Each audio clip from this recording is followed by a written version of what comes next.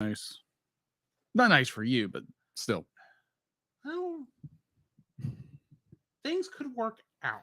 It could. You never know. YouTube's up. Nothing is fully up yet, Hmm. which worries me. I got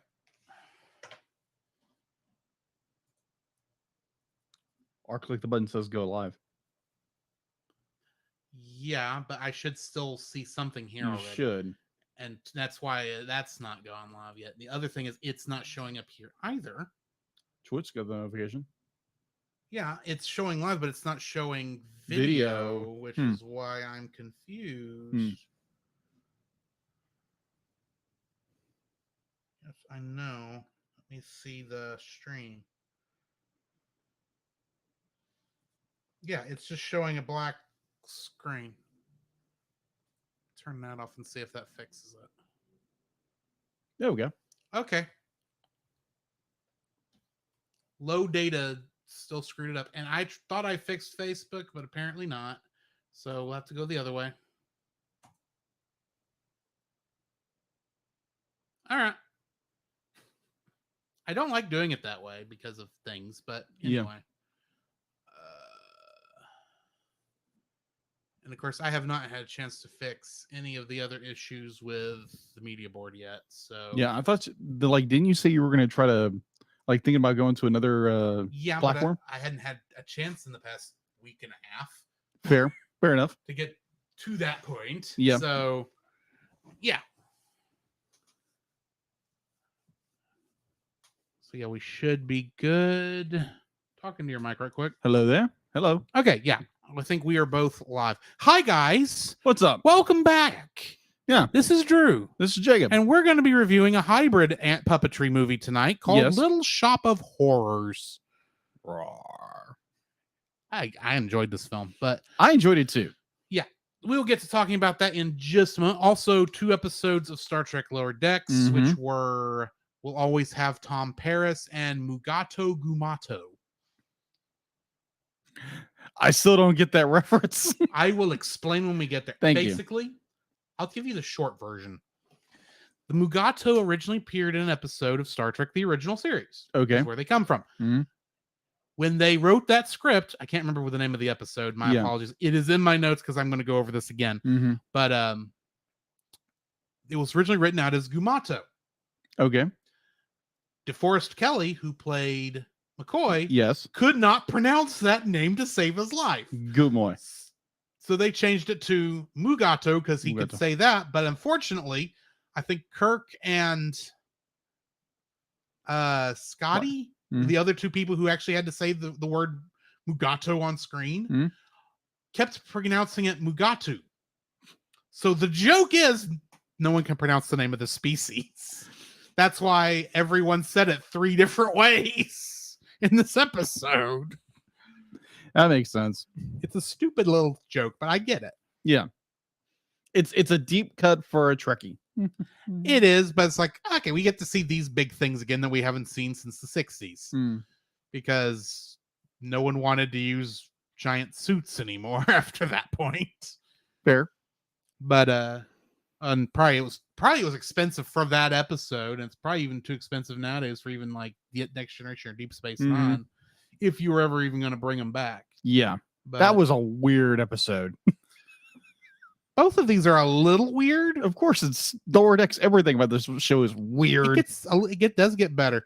I can't imagine all the things with Tom Paris made any sense to you whatsoever. Barely. But anyway, we'll get started on that in just a few minutes. Right. Probably not as long a break as we've done before because it's already later than we usually are because of actions and circumstances beyond our control. Yes. Work schedules and scheduling may change even more in the future. Yeah. More on that when we know more and can make accurate adjustments. Anyway. So, yeah. Now, my question to you, I know I told you that we were watching the theatrical version for the show. Did you go back and watch the director's cut? I did actually. Okay, good, because I'm going to talk about both. Okay. That's why I'm not putting a specific one in the title. Oh, okay. Because I'm going to be going over both. Oh, okay. So just curious, because what I understand about, because they kept talking about the ending. The ending in the director's cut, is far different. More accurately matches the original Broadway musical. Yes. And accurately matches the original Roger Corman film that all this is based on. Oh, okay. It is much darker. Yes, much darker. Much darker. Yes. So yeah, apparently it did not play well with audiences. No, it when did they not. Did the test for a long time. All we had was a black and white work print of the ending, and honestly, you can see a little bit of quality change when you cross between the old film and the cross into the director's cut footage. But yeah, we didn't have the director's cut until in full color until more recently. The thing is, though, the song that's featured in both Mean Green Mother from Outer Space is not in the musical. Oh, it is written for this movie. Oh, that makes, and I love that song. I'm a green bean mother. It's the best song in the whole It musical. is. It is. I agree with you on that. Especially with his backup singers. No. That made me laugh more than anything else during that part of it. I agree with you. But yeah. That was funny. That was very funny. I was like, oh my gosh, they went there. Yeah. But anyway, this is I'm looking forward to talking about. This was probably, I think, though, the farthest away from animated movie I would agree with you. I would agree. I was going to bring that up. Be like, this takes that definition of animation to an extreme stretch. Stretching it far enough. We now definitely have to include the Smurfs and Alvin and the Chipmunks. Oh gosh, we're gonna have to do those anyway. I know, but that's the thing. Is when we first were talking about, it's like, we don't want to do those. Those are animated movies. They kind of are. They are animated movies, but they're live action hybrids. We're pushing to the point now where Guardians of the Galaxy might be available. Qualify. That's the stupid word I'm trying to come up with. Yeah, but I think initially with our idea, we didn't want to go that far because and this will probably be the farthest we actually go. Yeah, agreed. And I think this only really kind of counts because there is a puppet at the center of it, and there is a lot of stuff they had to do to make this work that you would not do in a live action film. Yeah. But anyway. Yeah, agreed. More on that in a minute. Yes. So yeah, guys, we're going to get started very shortly there again. If you haven't watched Little Shop of Horrors, it's available on HBO Max. It is on HBO Max, last I checked. Yeah. And of course, we watched it on Blu-ray. And it's a very good transfer. It is. It's a very good transfer. I agree with you on that. Yeah, if you haven't seen it yet, be like, I remember watching as a kid, didn't understand the movie at the time, and it was like, oh, it's a musical. I didn't like it. Yeah, as a kid, like you're a kid, you just get bored of movies, and as an adult, I'm like, oh my gosh, this is so good. Oh yes. Wait till you hear my biblical allegory I have for this. Oh, I can start. You can probably imagine where I'm going to go, but kind of. I'm going to actually have to ask to do my like first. Okay. Because I'm going to bring that up as soon as I possibly can. Okay. I don't know if you're going to go there. Okay. Unless you are you doing a biblical thing in yours? I haven't thought about it yet, but I might. Well, I have something. So okay. We are being Christian tonight in a movie about a giant talking plant from outer space. Baby. You're welcome, patrons. This is going to be funky. It's going to be funky. But anyway, are you ready to get started? Yeah, let's get into this. D-Lit. If she works. Are you working tonight, or am I going to have fun again? Well, she is playing. It's just I don't have her on the right audio, and we know from last week you need to be able to hear what's going on over there. Yes, because that would have been helpful. Yes. If you didn't see the live stream last or some 2 weeks ago, some of it got through to the actual podcast because there was stuff I couldn't edit around. It was too funny. But yeah. Open sounds. Viking, if this thing will work for me.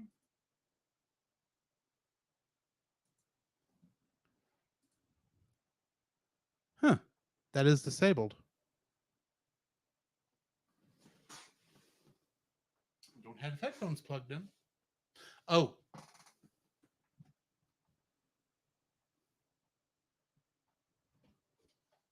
Okay, can we hear you now, D?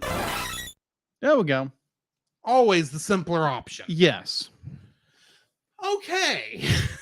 Nice. Let's get this thing started. You do have a pun for me, don't you? I think so. Okay. The Cellcast is recorded in front of a live streaming audience.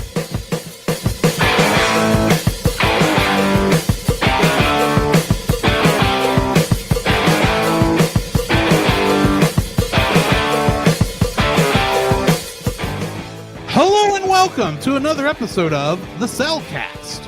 Joining me today is a man who, he just got done with some dental surgery. Welcome, Jacob. Well, bring him right up. Wow. Thanks. Ow. That really hurt. That'll be the last time you go see Steve Martin, won't it? Yeah. Ow. Man, that guy's got some issues. Oh my god. Yes. Jeez. Not as much as Bill Murray. Oh my gosh. That scene. Oh my gosh.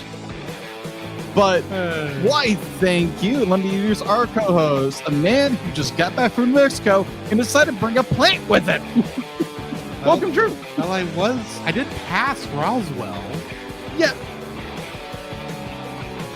Oh, God. This is going to be fun. Yes. If it turns into Audrey 2, this will give me a problem. Believe me, if it starts wilting because while I'm watering it and it thinks it wants blood, it ain't getting anything. It's going to the trash compactor.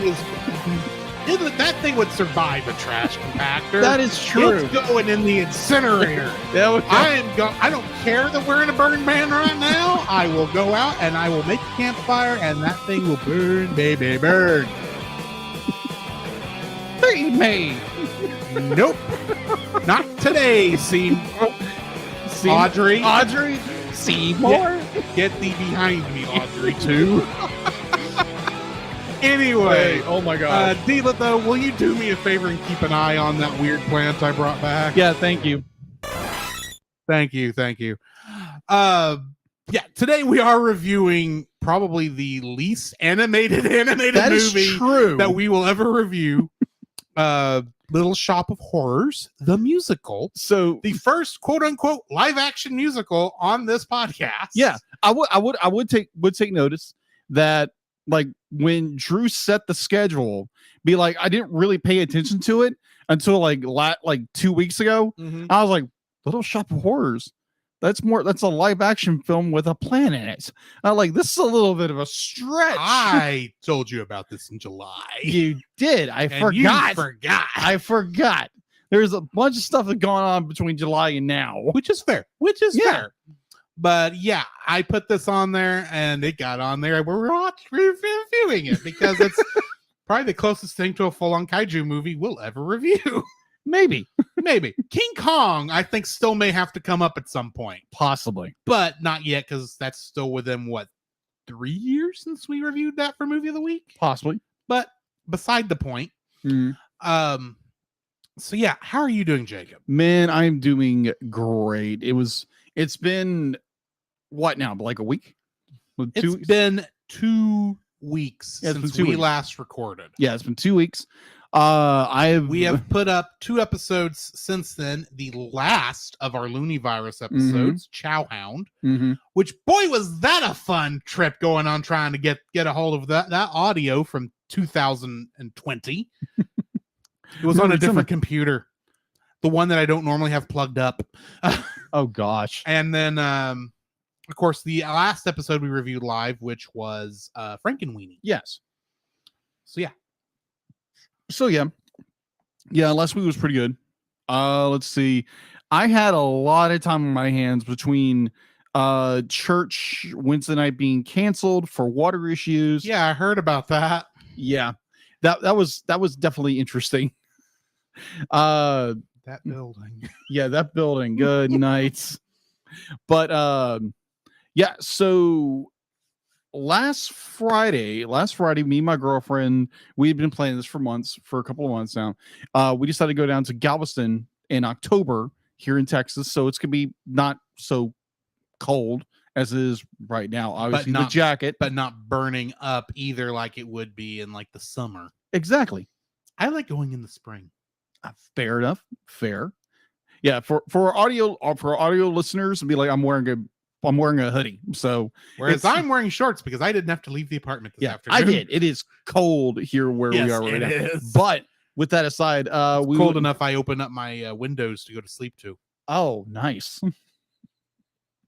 So we drove down to Galveston. Wonderful time. Minus you get into Houston traffic, which is a nightmare. Yeah. And the other way to get to Galveston is like 3 times slower. Agreed. If you go around the east side to go down to Bolivar, take the ferry. Yeah. You took the better way, trust me. Yeah. That's what I keep hearing is faster. It is a lot faster, even though the traffic minus all the detours we did. Well, that's just Houston. Yeah, that is just Houston. But we got down there. We stayed at this wonderful old mansion that survived the 1900 hurricane, Katrina, whatever. Everything else. Yeah. This was an old style, Victorian style mansion. And this was just wonderful. It was like 5 to 7 blocks off the seawall. It was a great walk down there. We bought the touristy things. We walked the seawall. We did a lot of things. We went and had lunch. We had dinner. We had a picnic on the seawall, which was fantastic. Yeah. Being the history nerd I am, you read everything. It's great. Yes. It was a lot of fun. We walked down. The suite we had was 2 rooms. She stayed in one room. I stayed in the other. Which was a bit like, it was interesting. It was fun. It was a lot of fun. Definitely the ghost tours would come by at night because it's Galveston, it's haunted. Everything's haunted. And it's funny listening to these tourists make up stories about everything. It's hilarious. Definitely when you, for anybody who knows, be like, I have Tourette's disorder and I bark like a dog. So we have yet to catch this on the episode, on the show, but we hope one day. Yeah. I hope one day. I don't know about him. No, but I let my defenses down because I can do that. Because it's like you put kind of barriers up where you won't do it as much. And so I just let the fences down and let the dog out. And it was scare the people on the ghost tour. Oh yeah, absolutely. It was the Hound of Baskerville. It was great. It was so much fun. I would highly recommend, if you have never been to Galveston, go down there. They have tours. You can just go and just look for yourself. It's great. So we were down there from Friday afternoon until like Saturday afternoon. It was just a wonderful time. Me and Ashley, my girlfriend, just had a wonderful time. And it was a great little adventure. I think we wore ourselves out walking most of it. Right. But other than that, it was great. Let's see, church on Sunday, work has been interesting. Apparently someone else quit while I was gone. So yeah, that makes the schedule even more interesting. But other than that, it's been a really good week. How about you? I know you went somewhere. Oh yes, I went somewhere after I made sure everything was up and running for me to leave, and just being antsy about making sure everything was going to fire at the right time. Thank goodness I can check all that from my phone, even if I know I can't fix it from there. That'd be kind of all the way from where you from. Be like, oh, I can't do anything. Well, thankfully, both times I would have been like in Lindale when the things needed to fire. So okay, not too terribly bad, but still trying to do it from your phone. Yeah, it's a pain in the neck. Yeah. Anyway. Yeah. we went to New Mexico to visit my grandma who lives on a mountain with her husband. I'm sorry, I can't think of him as my grandpa, no matter what I do. Right. But beside the point, it's about a 2-day drive to get there from where we are. Of course, one day was just Texas, except we actually went all the way to Carlsbad, New Mexico, and that was an 8-hour drive, while the last 2 hours were in New Mexico on some of the slowest, ugliest roads I've ever been on. No offense to New Mexico, but some of your state is pretty. A lot of it ain't. A lot of the part I was on ain't. But we went up to on the way there. Like I said, we stopped at Carlsbad, and then we went the next morning. We went through Carlsbad Caverns. Okay. If you've never been to Carlsbad Caverns, unfortunately, while it is not on the way to anything, which is the bad part, you should make a trip and see that at least once. It was a beautiful trip down into that cave. I will say, while we only did like a mile, and I think it was closer to a mile and a half. I could have my distance wrong there. Okay. Which you wouldn't think even a guy my size that would wear out. The fact that it was at a 45-degree angle for most of it would. Right. I mean, you go down the big room, as they call it, is like 700 feet down. I believe it's the same height to go down as it is to get to the observation deck in the Empire State Building. Yeah. In New York. Give you an idea of the size of this thing. And it was beautiful, but we were tired because trying to stand at a 45-degree angle. My calves hated me for 3 days. I can imagine. I mean, literally, it was like pain in the back of my calves. Because I was working muscle just to stay upright. I was working muscles I probably haven't used since I was born. True. If we're being honest. Yeah. As much as I have pretty decent leg muscles, there's only a little bit of fat on them, unlike the rest of me. Right. But it was hard just to, it was that hour and a half going down that wore me flat out. But at the same time, that was only half the day. The other half was the drive up to where my grandparents lived, or my grandma lives, and her husband, which they live about an hour and a half away from the nearest Walmart. Sorry, Voldemort, the store that shall not be named. But trust me, that was the closest grocery store. I think there may have been an Albertsons, but the Walmart was technically closer. A little far for Brookshire Brothers. Yeah. A little bit. Just a little bit. Yeah, we didn't even see a Brookshire till we got to Sweetwater. Really? Not Brookshire Brothers, but the regular Brookshires. Yeah. I didn't know Brookshires went over that far. Oh, yeah. But they do, apparently. But that was a beautiful drive up there. Because that's the thing. New Mexico has got to be the only state I've ever been in where you can see for hundreds of miles and still the next town will sneak up on you. When you are on the road on, I think it's US 82 between Artesia and that mountain, you would not know you were heading towards a forest because you're in the middle of a desert. You can't even see the mountain when you leave Artesia because it's a good hour and a half to get to the mountain from there. And they're already warning you, oh, by the way, the other side of the mountain, it's steep. If you are driving a big truck, you may not want to go this way. And trust me, you don't want to go that way in a big truck. But because your brakes most likely will fail. Well, it's a steep enough hill that they had the runaway truck runoff on the other side of the mountain. Really? They had 2 of them. I didn't see anyone using them, thankfully. Yeah. And thankfully no one needed to use them after we passed. But yeah, don't get me wrong, it is beautiful, but the forest is not till you get into the middle mountains. Yeah. The outer mountains look just as deserty as anything else. You can't even when we were coming up on like the foothills. Yeah. There was no clue. We were heading towards East Texas, basically. Except with deer and elk and not moose, but I wouldn't have been surprised. Yeah. But we did see like a bunch of mule deer, I think, up there. They walked right up to my grandma's front porch. That was weird. And and it was quiet. Did a little bit of reading while I was up there. Got through, I think, the first 3 volumes of the Spy Family manga. Huh. While I was there, confused the people's house I was staying at because they were trying to figure out why I was reading backwards. But yeah, we had a good time. Well, one of the days when we went down the other side of the mountain to Alamogordo, which, if you don't know Alamogordo is only there, and the other signs of civilization are only there because the White Sands Missile Base is also there.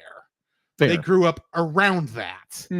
And it is kind of hard to imagine when you're looking at the vista overlooking all of that, go, the first atomic bomb went off just right over there. It's kind of a weird feeling. Yeah. When you realize, oh, an atomic bomb has gone off somewhere near here. Okay. Am I getting radiated now? I doubt that, because I mean, that first bomb was not super powerful. Yeah. It wasn't as powerful as the ones that eventually did land in Hiroshima and Nagasaki. Right. But beside the point. Again, watch out for that plant. Just saying. That was at Roswell. Oh. We didn't go through Roswell. We saw signs. Oh. And according to my grandma, that is where all the weirdos in New Mexico are. Oh, okay. I don't know this for certain. Just going off what my grandma told me. Oh, okay. And she's from Amarillo, so she's a Texan. Forgive her. New Mexicans. We forgive you. But one of the cool things there is, because, you know, that's where a lot of those missile tests went on back in the day. They actually had a space museum there in Alamogordo. Yeah.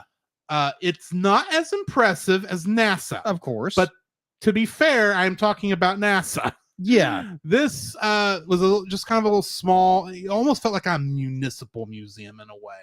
Oh, okay. It's just strangely enough. But they had some stuff outside that had been collected at White Sands, it said. Test things that the government may have found and needed to test to see how badly they could damage our stuff during World War II. Got it. They had a V2. They had a V2? Well, the remains of a V2. Oh, okay. The fiery husk of a V2. Wow. And a couple other cool little things. But what was interesting to me is, well, as interesting as like the rest of the thing was, it's like I said, I've been to NASA. I've seen much more cool stuff than that, but they did have some other cool little artifacts in there. Definitely, if you're in Alamogordo, go to the Space Museum. But they actually had, and we didn't know this before going in there, a Star Trek exhibit. And you know me, I'm a Trekkie. Yeah. And so it was cool seeing all this memorabilia and such from the back in the day. They even had a lot of the old Mego figures. Yeah. From the original toy line. Yeah. They even had something I remember owning. In fact, they had a book that I've got right here. Oh, gosh. A Very Klingon Christmas, spelled with a K. This is funny. Not looking at it right now. But the other cool things is they actually had some props that was on loan to the museum, ironically from the Smithsonian. Okay. They had an original Tribble from The Trouble with Tribbles. Right. And they had this little figure that you can see one of the actors holding in an episode called Catspaw, which is kind of a strangely Halloween-esque episode of Star Trek. You don't think of hearing that often with Star Trek.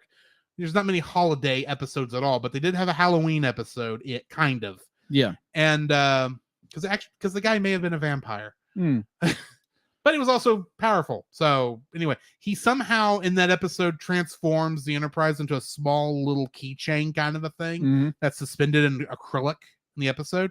And they had that little prop in there from that too, which was cool. Nice. Yeah, it was interesting to see what was there, but that was definitely just a half. I mean, maybe a quarter day. I got you. I got you. We did that in about an hour, maybe 2. And that includes walking around the gift shop. So it was interesting. But yeah, we had a good trip. I do. It was fun. I'm not sure when we're going back. If we are going back, I assume it won't. I assume there's at least one more trip, but that's morbid. Yeah. But yeah. We had a good trip. On that. Okay. So I do have a question. Ever since you've done more cruising than I have. Yes. So me and Ashley, we went down to the port Mhm. because she wanted to go see the boats and be like, I wanted to go walk. We walked down there. It's like, yeah, we probably went for like a 3.5-4 mile walk Mhm. around. I want to say I Louisiana. literally thought you were about to say a 3-hour tour. almost. But yeah. So just I had this thought. It's like, so be like, if you were to go on a cruise Mhm. and porting out of Galveston, like, would you have someone drive you down there or would you park? As close as we are, we have done the whole thing where we got up that morning Mm-hmm. and drove to Galveston and got on the ship that day, and then when we got back, drove back. Oh, okay. We are like, I think it's about 4-hour drive. It's 4 hours. Yeah. Mm. So which is not too terribly bad. Now, that being said, I would not be above driving down there the night before. Mm-hmm. But unless you're going down there with someone who's not getting on the ship that's going to Galveston for some other reason, I wouldn't ask them to drive you down there myself. Oh, okay. I would go ahead and park down there because honestly, the parking, if you're going through the cruise line, Yeah, the parking is not that much more than the rest of your ticket. And plus, I think the more you cruise and the more your rewards pop up, I think parking at some point starts to come down. I could be wrong there. I don't know. I'm only a red, although I go up to gold the next time I cruise. Okay. But yeah, it's better to go ahead and do that because okay. And the main reason I say that is, unless you got somebody down there, whose house you can stay at for free, and then leave your car there for a week, and then they can drive you down to the terminal. Fair. I would, unless you've got that, from here I would go ahead and just drive down either the morning of or the night before and just stay in a hotel. Okay. And then park there at the cruise port. I gotcha. Fair. Because they do a. I have not, in the times we've been there, I've not heard of someone breaking into cars down there. They do keep an eye on them. They do. Well, good to know. Yeah. Good to know. Also, if you're going on a cruise, try to get down there early so you can eat lunch on the boat. Just a little suggestion. Okay. Good to know. Because trust me, you will want to eat something after you go through the trouble of checking in there on that boat. It takes a while. Yeah.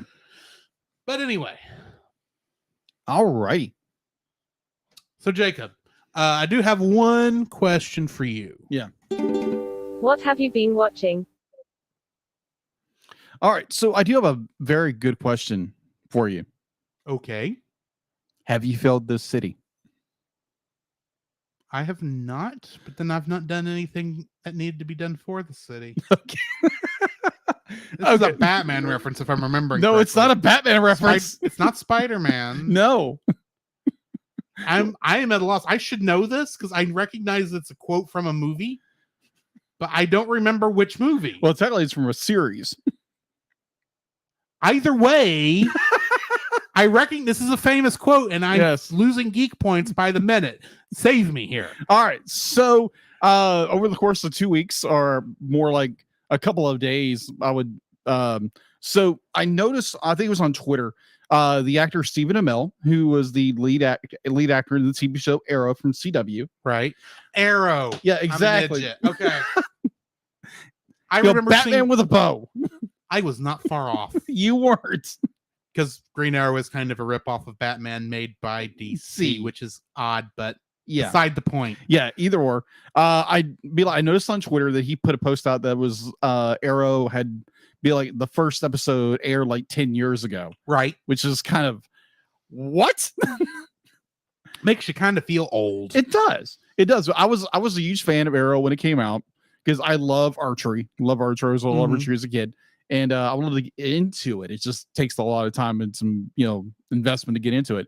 But I decided to just kind of like not in tribute to like, heck, I'm gonna just start rewatching the series. And I started watching it and I was like, this is pretty good. This is good. There's some parts where it's, it's very CW-esque and it's it's a little too over dramatic, but Yeah. I think a lot more of the later series, a lot more dramatic than this. But I really do enjoy the storytelling in that show. Mm-hmm. And like how it's more like a father a son trying to fix the father's wrongs, and trying to correct his father's wrongs. That's what I was trying to look for.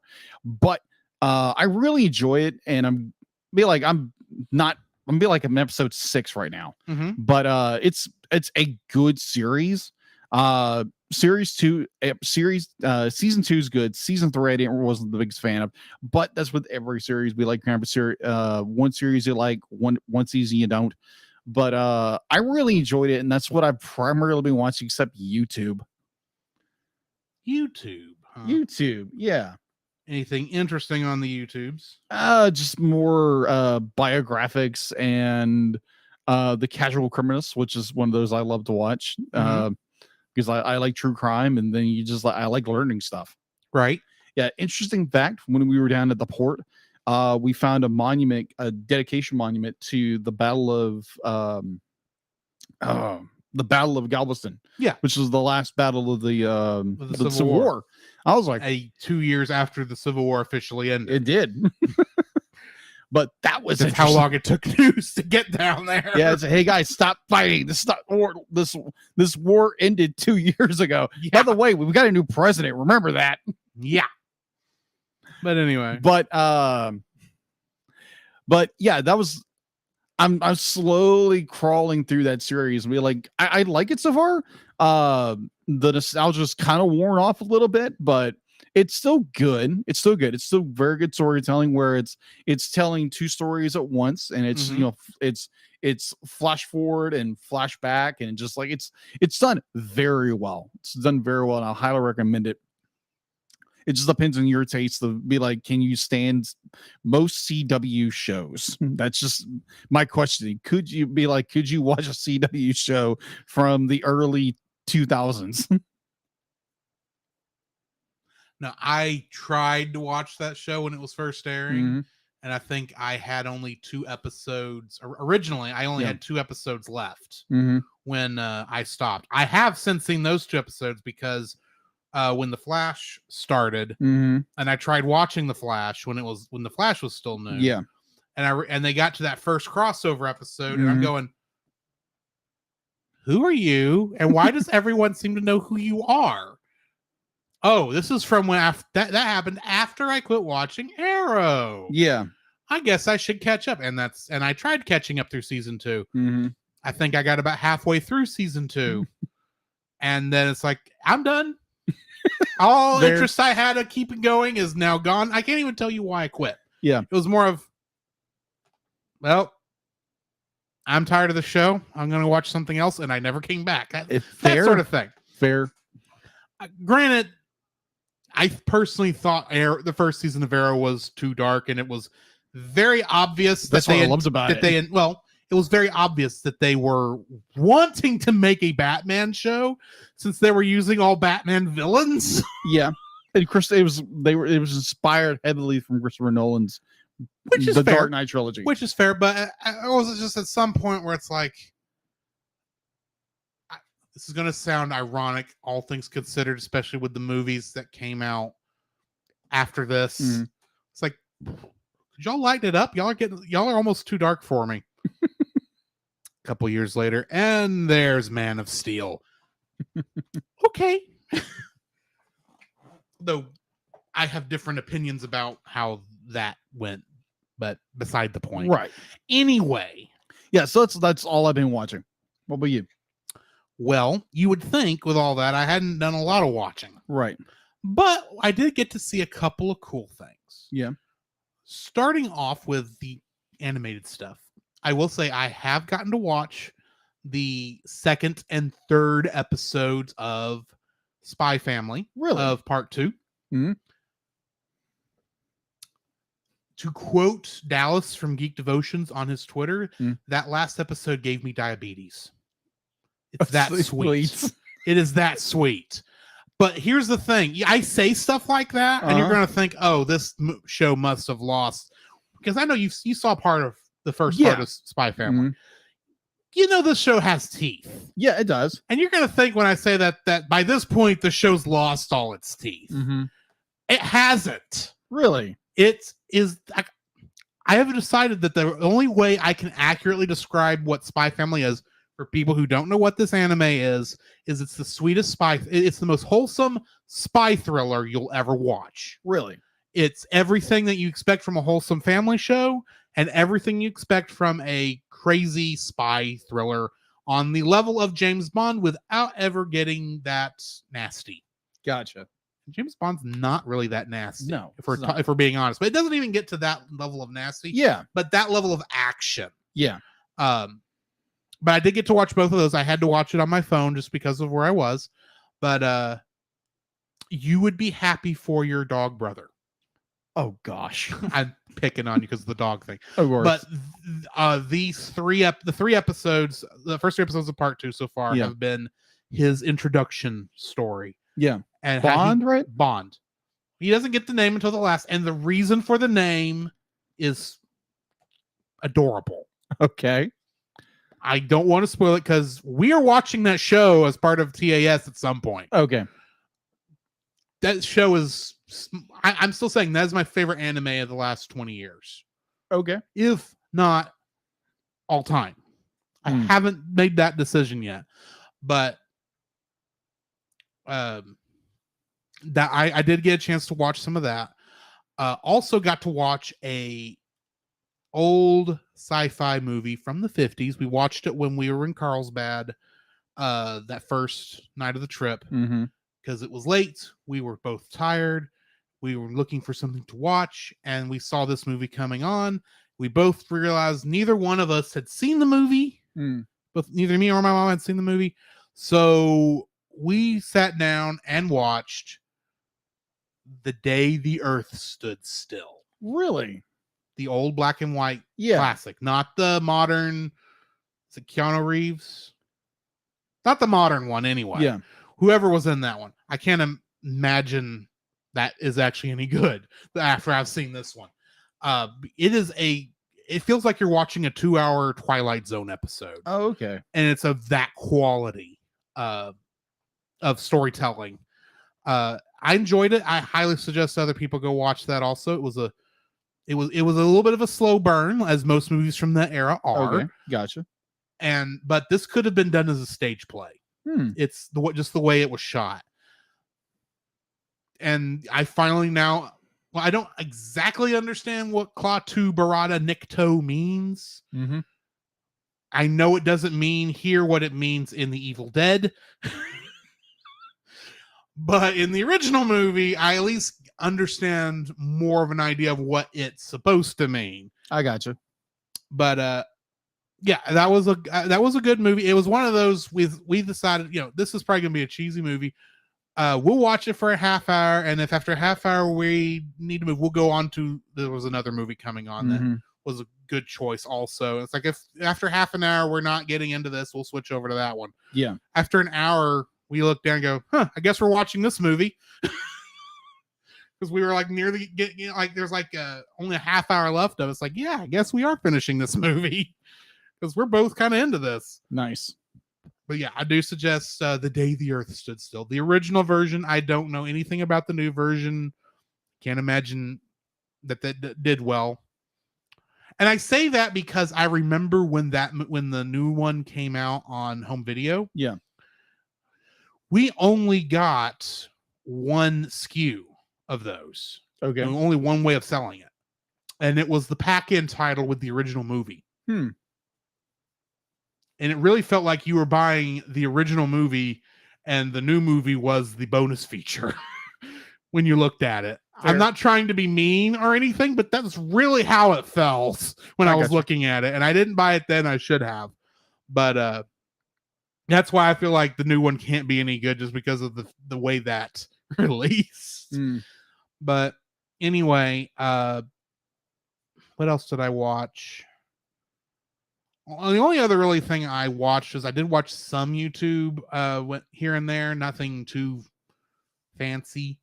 But yeah, that's pretty much all I watched. Okay. So Jacob, it's been 2 weeks. Yes. I want to know what's in the news. Okay. The Cellcast News with your host Jacob Heron.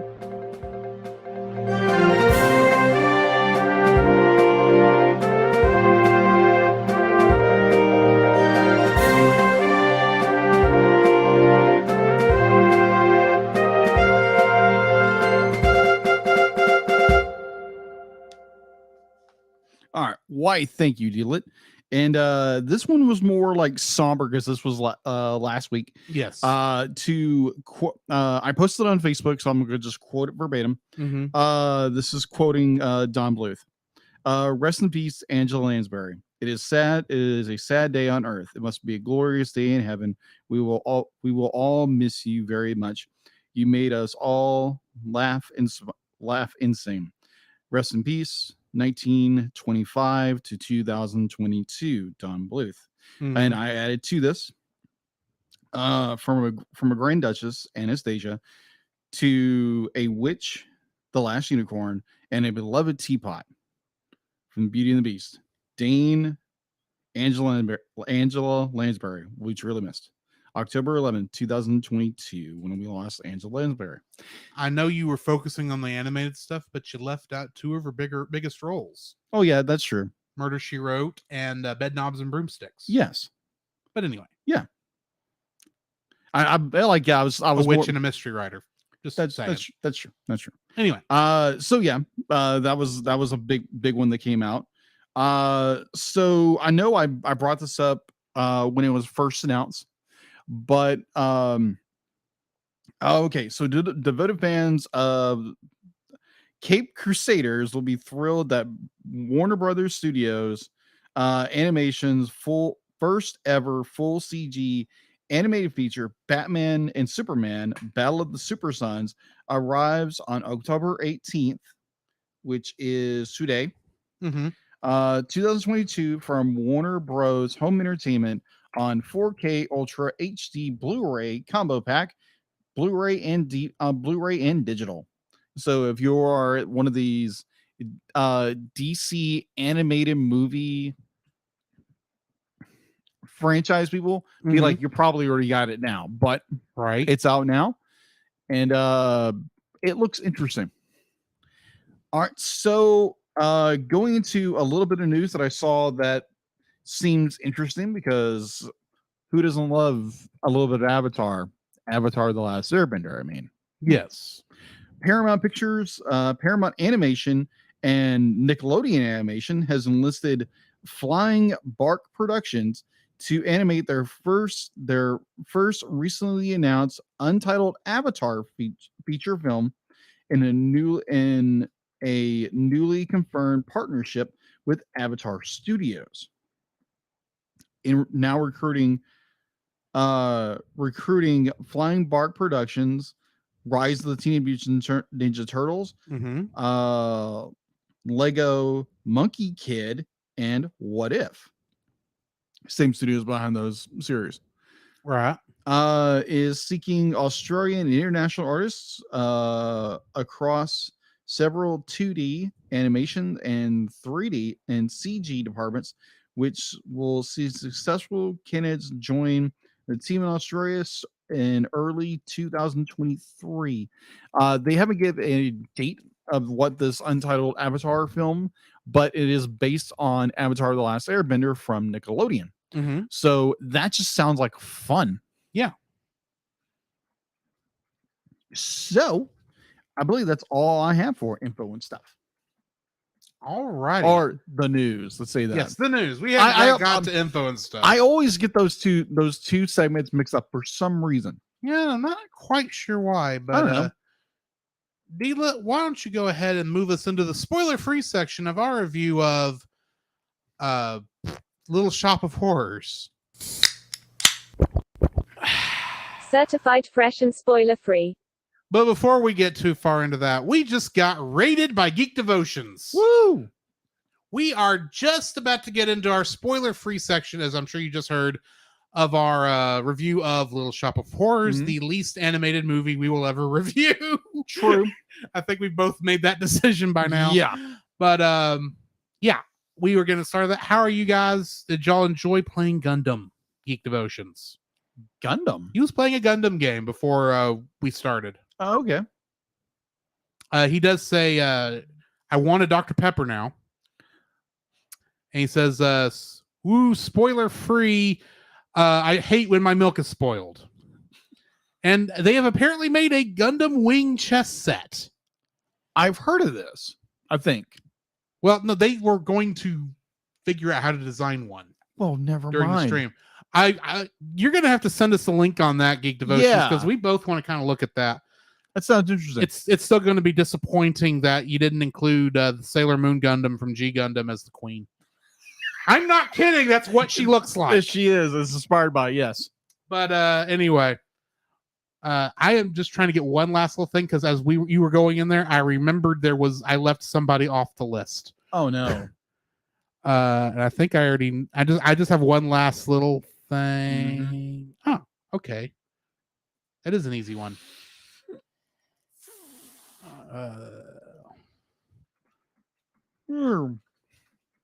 Okay. Excellent. So I can go ahead and close these two now because that will be on my notes. Awesome. All right. Spoiler free section. D-Lit, bring me back, if you would, please, ma'am. Thank you. This is actually my second viewing because the first time I viewed this was this was actually the first movie I originally watched when HBO Go first launched. Really? Yeah. I was actually when HBO Max. Yeah. When HBO Max first launched, I was looking for something to watch on the service. You know, the Disney Plus, I did the same thing with. I looked for something I maybe had never seen and never had a chance to watch. Yeah.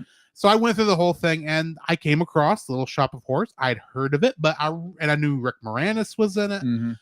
But that's about all I knew about it. Other than I think Nostalgia Critic did a top 10 or top 11 villain songs, and he included the dentist song from this as one of those. So that's the only other thing I knew. I had no idea how a dentist worked into a movie about a plant. Yeah. Oh my gosh. But yes. I remember watching it then, and I remember enjoying it, but I remember thinking it was I thought at the time it was a little stilted, but I also think I was tired when I watched it. Yeah. So I probably didn't give it a fair. I was still trying to figure out what on earth is going on here. So in this viewing, I actually enjoyed it a lot more. There was a lot less pressure, I think, going into it to some degree for me. The only other thing I really knew was Frank Oz directed it, which does give us a connection to the Muppets, but it's not a close enough connection to call this a Muppet movie. It's about as Muppet movie as Star Wars would be a Muppet movie. That is true. But because even though that Jim Henson's son was one of the puppet operators on Audrey 2, I found out. Brian Henson was. Really? Yeah. And didn't one of the and a lot of the puppeteers had worked at Jim Henson Studios. Yeah. So we are still seeing a growth of their work. It's just this is not the Muppet Studios that was going to continue going on making at least Labyrinth, and then later on make Muppet Christmas Carol and Muppet Treasure Island. But anyway, yeah. I enjoyed the movie then. I enjoyed the movie now. It's actually one I would suggest. I debate whether this would be good for kids. Yeah, I would agree with you. And I say that for two reasons. For one thing, there is some language in this that might be a little tricky for some people, especially for kids. There is a scene where Rick Moranis gets hit in his manhood. Yeah. And it's fully telegraphed, but it's funny when it happens, but it doesn't mean it doesn't happen. Yeah. And yeah, I enjoyed this viewing of it, and it does kind of hit that kind of childish giggle fit to it. You know, it made my inner 12-year-old happy, but my inner 12-year-old would never have been allowed to watch this film when I was 12. Mm-hmm. So, yeah, I don't get me wrong, I enjoyed it. It's just there are a couple moments that's like, maybe, maybe not. Yeah. Not to mention, I think to some degree, unless this movie is a little stilted, for lack of a better word. Okay.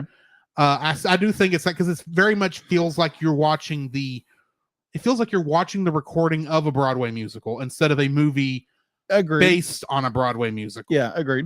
That's really the only bad thing I think about it, which I do have some dislikes. I have some opinions, but for this adaptation later on.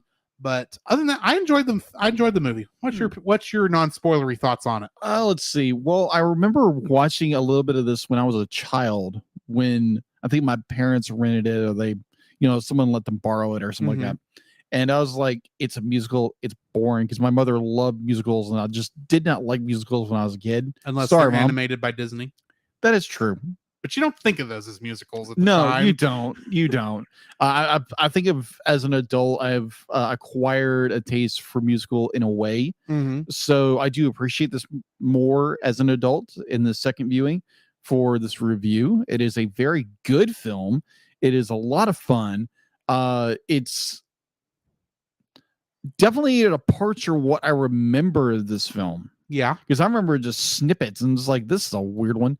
And whenever Audrey 2 pops up, when she's, just big, large in control, it got a little scary.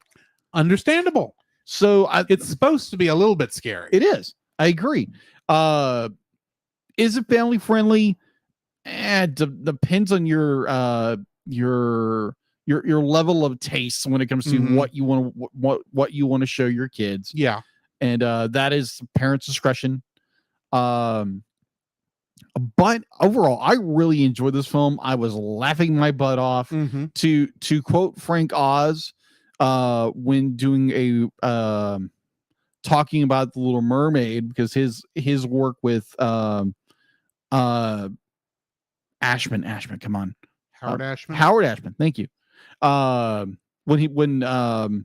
Oz was asking about this film, be like, it's like talking with Howard. It was like, it's like, Frank, this movie's stupid. It's meant to be stupid. Yes. Be like, I literally writing this, be like, I had my tongue firmly in my cheek, writing the screenplay to this. It was like, it's just supposed to be cheesy. Yeah. And funny. And it's based off a Roger Corman film, for crying out loud. This is not meant to be, Oscar worthy, even though it was nominated for an Oscar. I did notice that, yeah. But yeah, I think that's going to be it for the spoiler-free section. We're going to hit the bumpers right quick, and then we will come back with our full review of Little Shop of Horrors. This podcast is a proud member of Culture Box. Whether you enjoy geeky reviews, comedy, or original fiction, you can open up the Culture Box and find something excellent for your soul. Point your web browser to culturebox.media. This week, we suggest checking out Stunning and Brave, where each week hosts Chris Cowan of the Babylon Bee and Nate Henderson of Some Boring Budgeting Job confess their privilege, spotlight stunning social media posts, and fabricate outrage, all while keeping you super woke and enlightened. They will make you laugh. That's right. You have no choice. Check out Stunning and Brave at stunningandbrave.net. The Cellcast would like to thank the following patrons: Josh Adams, Ashley Ruiz, Book of Gaming. To get your name on the show, plus uncut episodes, early access to the Cellcast Plus reviews, and special art from Jacob, please donate to us on Patreon.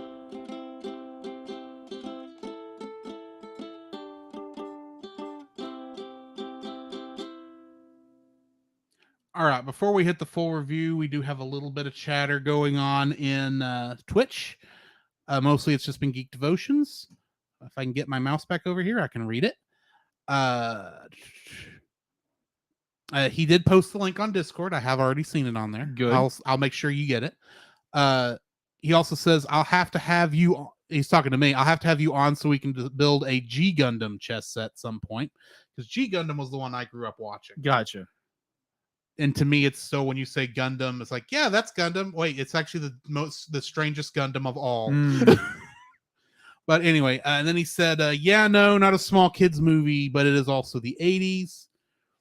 And then Geek Devotions to say, lol, chatter in Twitch and Discord. Because as that was going on, he saw me on Discord on my phone during the thing. And he posted on Discord for me to quit looking at Discord while I was in the podcasting. And I replied, you can't tell me what to do. Oh, you're watching me, Geek Devotions. That's good to know. Yeah.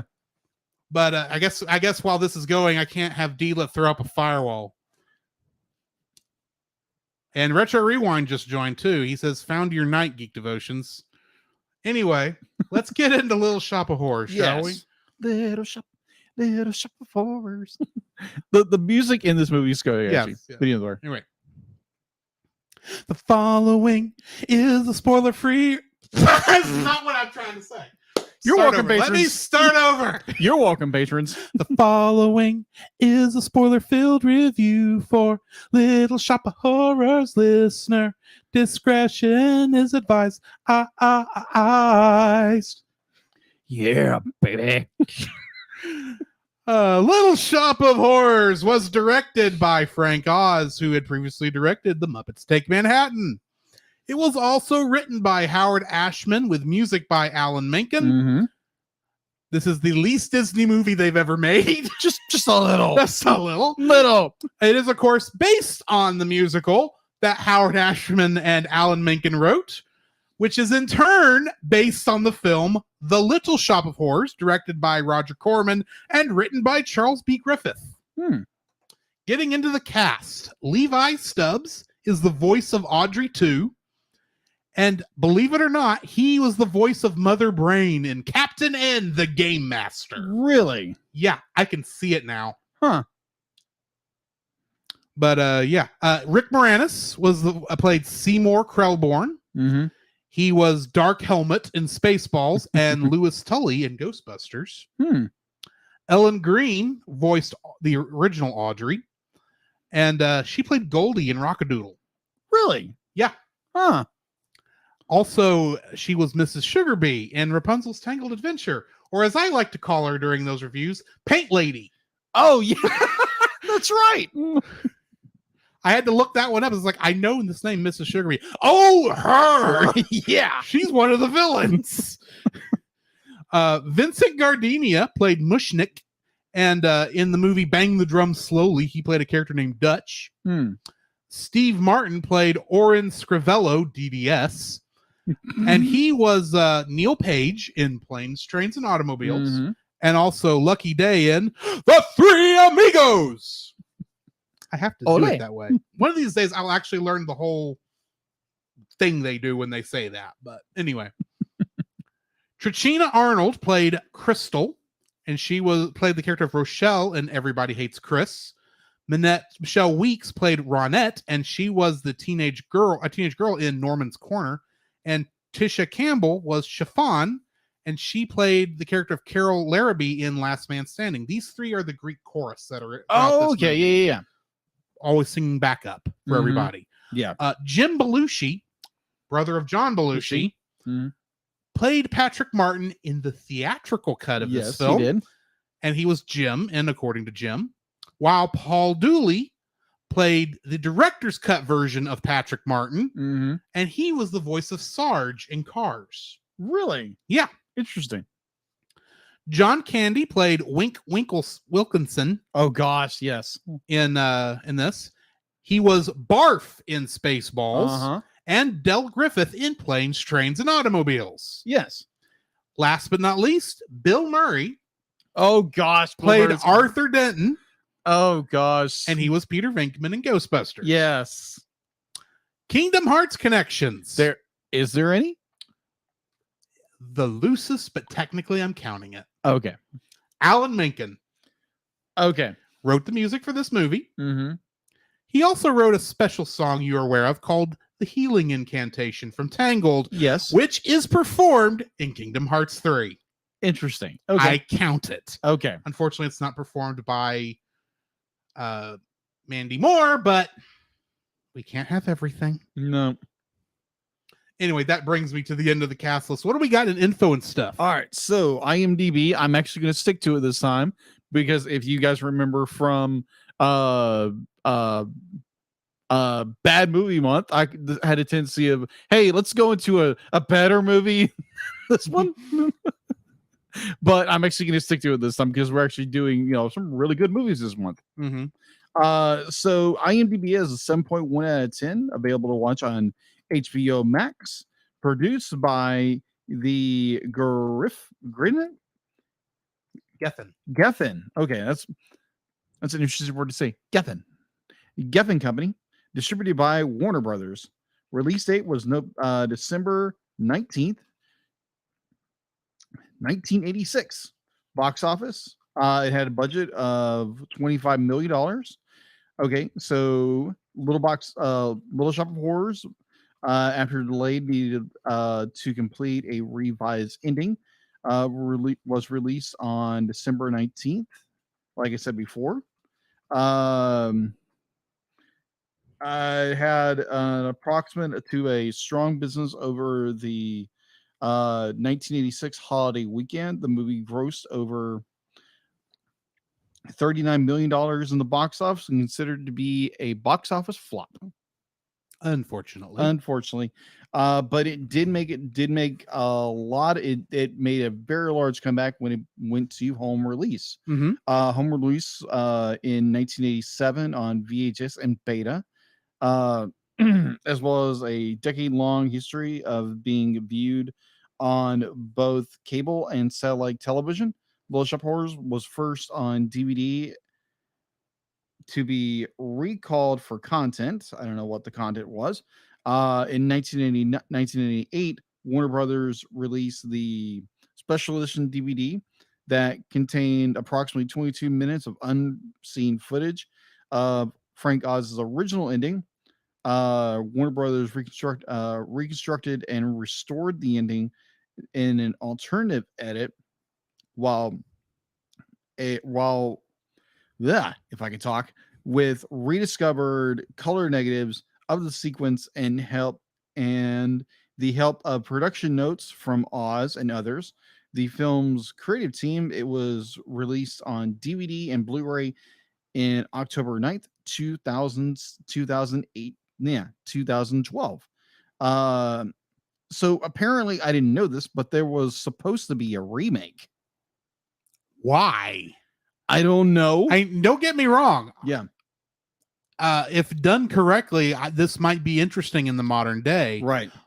But I wouldn't want them to remake it. And plus, I can't imagine as cult classic as this film and the original, The Little Shop of Horrors was. I can't imagine even a third version would. I think it would have the same problems these two films had in theaters. Yeah. So in January 2020, Full Circle Cinema reported that a remake of the film was in the works with Taron Egerton. I'm probably mispronouncing it. It'd be like, give us a cast who would be like Scarlett Johansson was supposed to be Audrey. Billy Porter was replaced Audrey 2. I'm not liking this cast. I'm sorry. And the reason I'm not liking it is I think some of those actors, because of at least what I've seen them in more recently, I'm afraid that would take away from the charm of the film. Maybe. If that makes sense. The charm of the story. Fair enough. But I may be overreading it too. I don't know.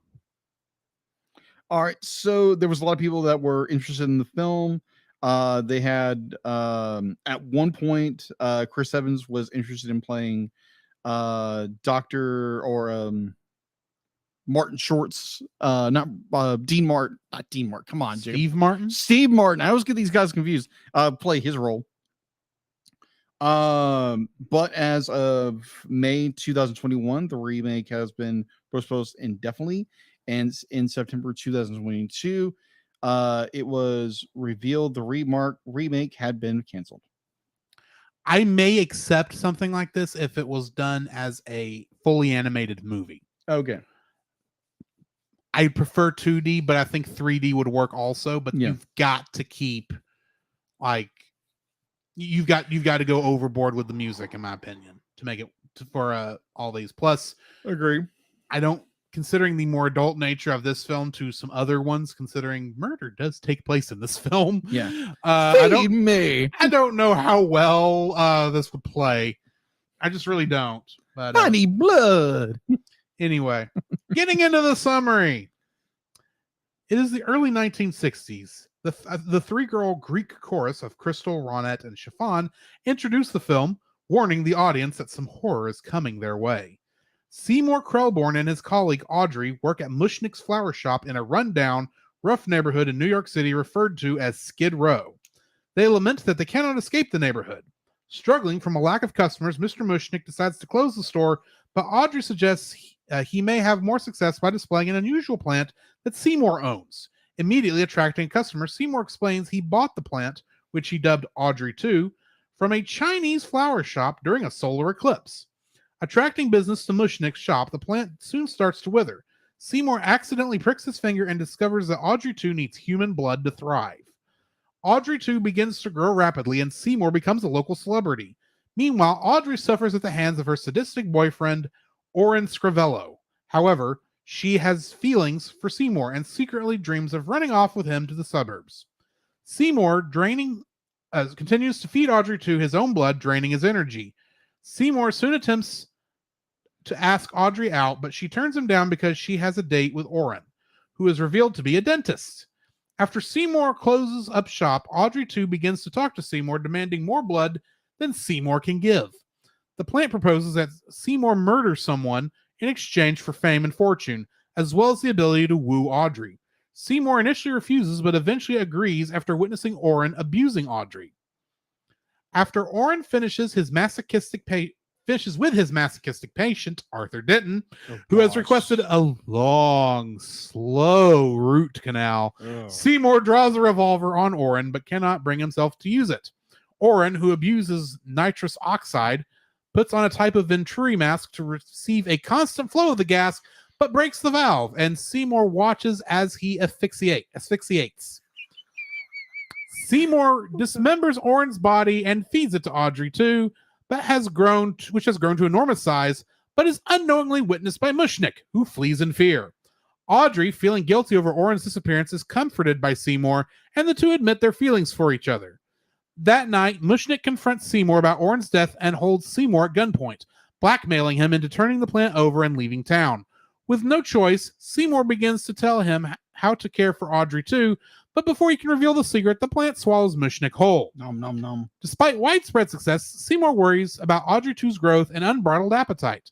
Offered money and a contract for a botany TV show, Seymour becomes overwhelmed and decides to escape Skid Row with Audrey, using money coming the next day and leaving the plant to starve. After Audrey accepts Seymour's marriage proposal, Audrey 2 catches Seymour leaving and demands another meal. Seymour agrees, but insists on meat from a butcher. While Seymour's gone, the plant telephones Audrey, coaxes her into the shop, and then tries to eat her. Nom nom nom. Seymour, returning in time to save Audrey, escapes the store with her, explaining that he fed the plant to become more successful and win Audrey's heart. Seymour discovers that she has always loved him. Approached by an executive named Patrick Martin from a botanical company, Seymour is offered a contract to breed Audrey 2 and sell the saplings worldwide. Horrified by the idea, Seymour drives Martin away and realizes he must destroy Audrey 2 for the sake of humanity. Returning to the shop, Seymour learns that Audrey 2 is actually a mean green mother from outer space. In other words, an alien. Audrey 2 traps Seymour and destroys the shop, but he grabs an exposed electrical cable and electrocutes it, resulting in an explosion. Leaving the destroyed shop, Seymour safely reunites with Audrey. The two wed and move to the suburbs. As they arrive at their new home, a smiling Audrey 2 bud, though, can be seen among the flowers in their front yard. Yes. Getting into the trivia. According to Frank Oz, Howard Ashman's exact words to him, as you said earlier, were, "This is supposed to be stupid. My tongue was firmly in my cheek when I wrote it, hence the deliberately artificial-looking sets and costumes and comically absurd premise. Mm-hmm. During production, director Frank Oz shot a 23-minute ending based on the original off-Broadway musical's ending, but even darker. However, after audiences at the preview screenings did not react positively to it, the ending had to be rewritten and reshot for the theatrical release with a happier ending. In the cut ending, the plant attacks Audrey and reveals that it also ate Orin and Dr. Mushnick. Seymour pulls her from its jaws, but is too late as she is mortally wounded. Seymour confesses that he fed Orin and Mushnick to the plant. Audrey asks Seymour to feed her to the plant too, so Seymour can earn the success he deserves, and in a way, she'll always be with him. After fulfilling her dying wish, he attempts suicide by jumping off the roof of the building, only to be stopped by Patrick Martin. Martin offers to propagate and sell Audrey 2, saying he has already grown an Audrey 2 from a cutting he harvested earlier. Realizing Audrey 2 is planning on global conquest, Seymour resolves to destroy the plant. Martin shouts that his permission is not needed as plants are in the public domain. Seymour tries to kill Audrey 2, who tears down the shop, fishes him from the rubble, and eats him alive. Nom, nom, nom. And this is where, in the cut version, Mean Green Mother from Outer Space plays. Mm-hmm.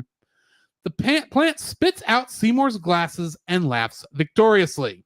The three chorus girls appear in front of an American flag and tell how Audrey 2 buds became a worldwide craze and grew into an army of enormous plants that began to take over the earth. Giant Audrey 2 plants are shown toppling buildings and destroying cities as well as eating people. The United States Army fights the buds as they ascend the Statue of Liberty, and Audrey 2 bursts through the movie screen, eating the audience.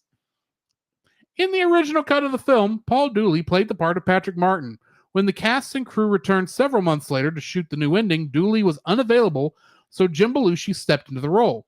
Dooley received a special thanks credit in the film, and his scene appears in the black and white work print ending that was available on the original DVD release. The 2012 Director's Cut Blu-ray DVD release restores Dooley's part, and conversely, it's Belushi in that version who receives the special thanks credit. As part of the film's promotion, the Audrey 2 plant was occasionally interviewed, in character, by the press. On at least one occasion, the interview concluded with Audrey 2 eating the interviewer. Nice. I want to see that now. Yes, I do too. The song Some Fun Now was adapted from the song from the off-Broadway show You Never Know. 4 other songs, Closed for Renovation, Mushnick and Son, Now It's Just the Gas, and Call Back in the Morning were cut from the original cut from the score, and one, Mean Green Mother from Outer Space, was written for the film. Howard Ashman and Alan Menken wrote and proposed 2 songs to be used during the end credits, the ballad Your Day Begins Tonight and Crystal, Ronette, and Chiffon. These were dropped in favor of a melody of songs from the score. Mean Green Mother from Outer Space, which was written for this film, is the first Oscar-nominated song to contain profanity. Really? As a result, when the song was performed at the Oscar ceremony, and I did find this video and watched it. Really? The song when the song was performed by Levi Stubbs and the Four Tops. Nice. It was edited, replacing the more risque lyrics with lyrics cut from the final film, though included on the film soundtrack. The puppeteers who designed and operated Audrey 2 were veterans of the Jim Henson Company, and one of the operators was Brian Henson, Jim's son, and the director of Muppet Christmas Carol. Yes. Ellen Greene, as Audrey 1, is the only member of the off-Broadway cast to appear in the film. Really? When she originated the role in 1982, it was her idea to wear a blonde wig over her brunette curly hair. Howard Ashman originally saw Audrey as a brunette, based on the Jackie Joseph look in the original The Little Shop of Horrors in 1960. The young girl leaving the dentist's office with her jaws wired before Bill Murray's scene is Heather Henson, daughter of Jim Henson. Really? Mm-hmm. It supposedly took Steve Martin 6 weeks to film all his scenes. He contributed ideas such as socking the nurse in the face. Originally, he was just supposed to knock her out using his gas mask and ripping off the doll's head. There were no blue screens or opticals involved in any of Audrey 2's scenes. The plant was made in 6 different stages of growth, and there were 3 different versions of Mushnick's shop, making it possible for 2 units to work with the different sized plants at the same time. Each of the talking plants had to be cleaned, repainted, and patched up at the end of each shooting day, which would take up to 3 hours depending on the size. Wow. All the scenes were filmed at Pinewood Studios in England, including what was then the largest studio set in the world, named the 007 stage. Oh, yeah. They did not want to shoot on location because it would ruin the fantastical mood of the film. Part of the giant 007 stage was used to film the Suddenly Seymour number. Due to its size, the stage was impractical to heat properly, and thus caused breath condensation to appear. This was countered by having the actors put ice cubes in their mouth. Okay. That's interesting. The scenes in which the two largest Audrey 2 puppets were performing with the actors are filmed at a lower speed. First at 16 frames per second, and then at 12 frames per second for the final number. This means that the actors had to move and lip sync in slow motion.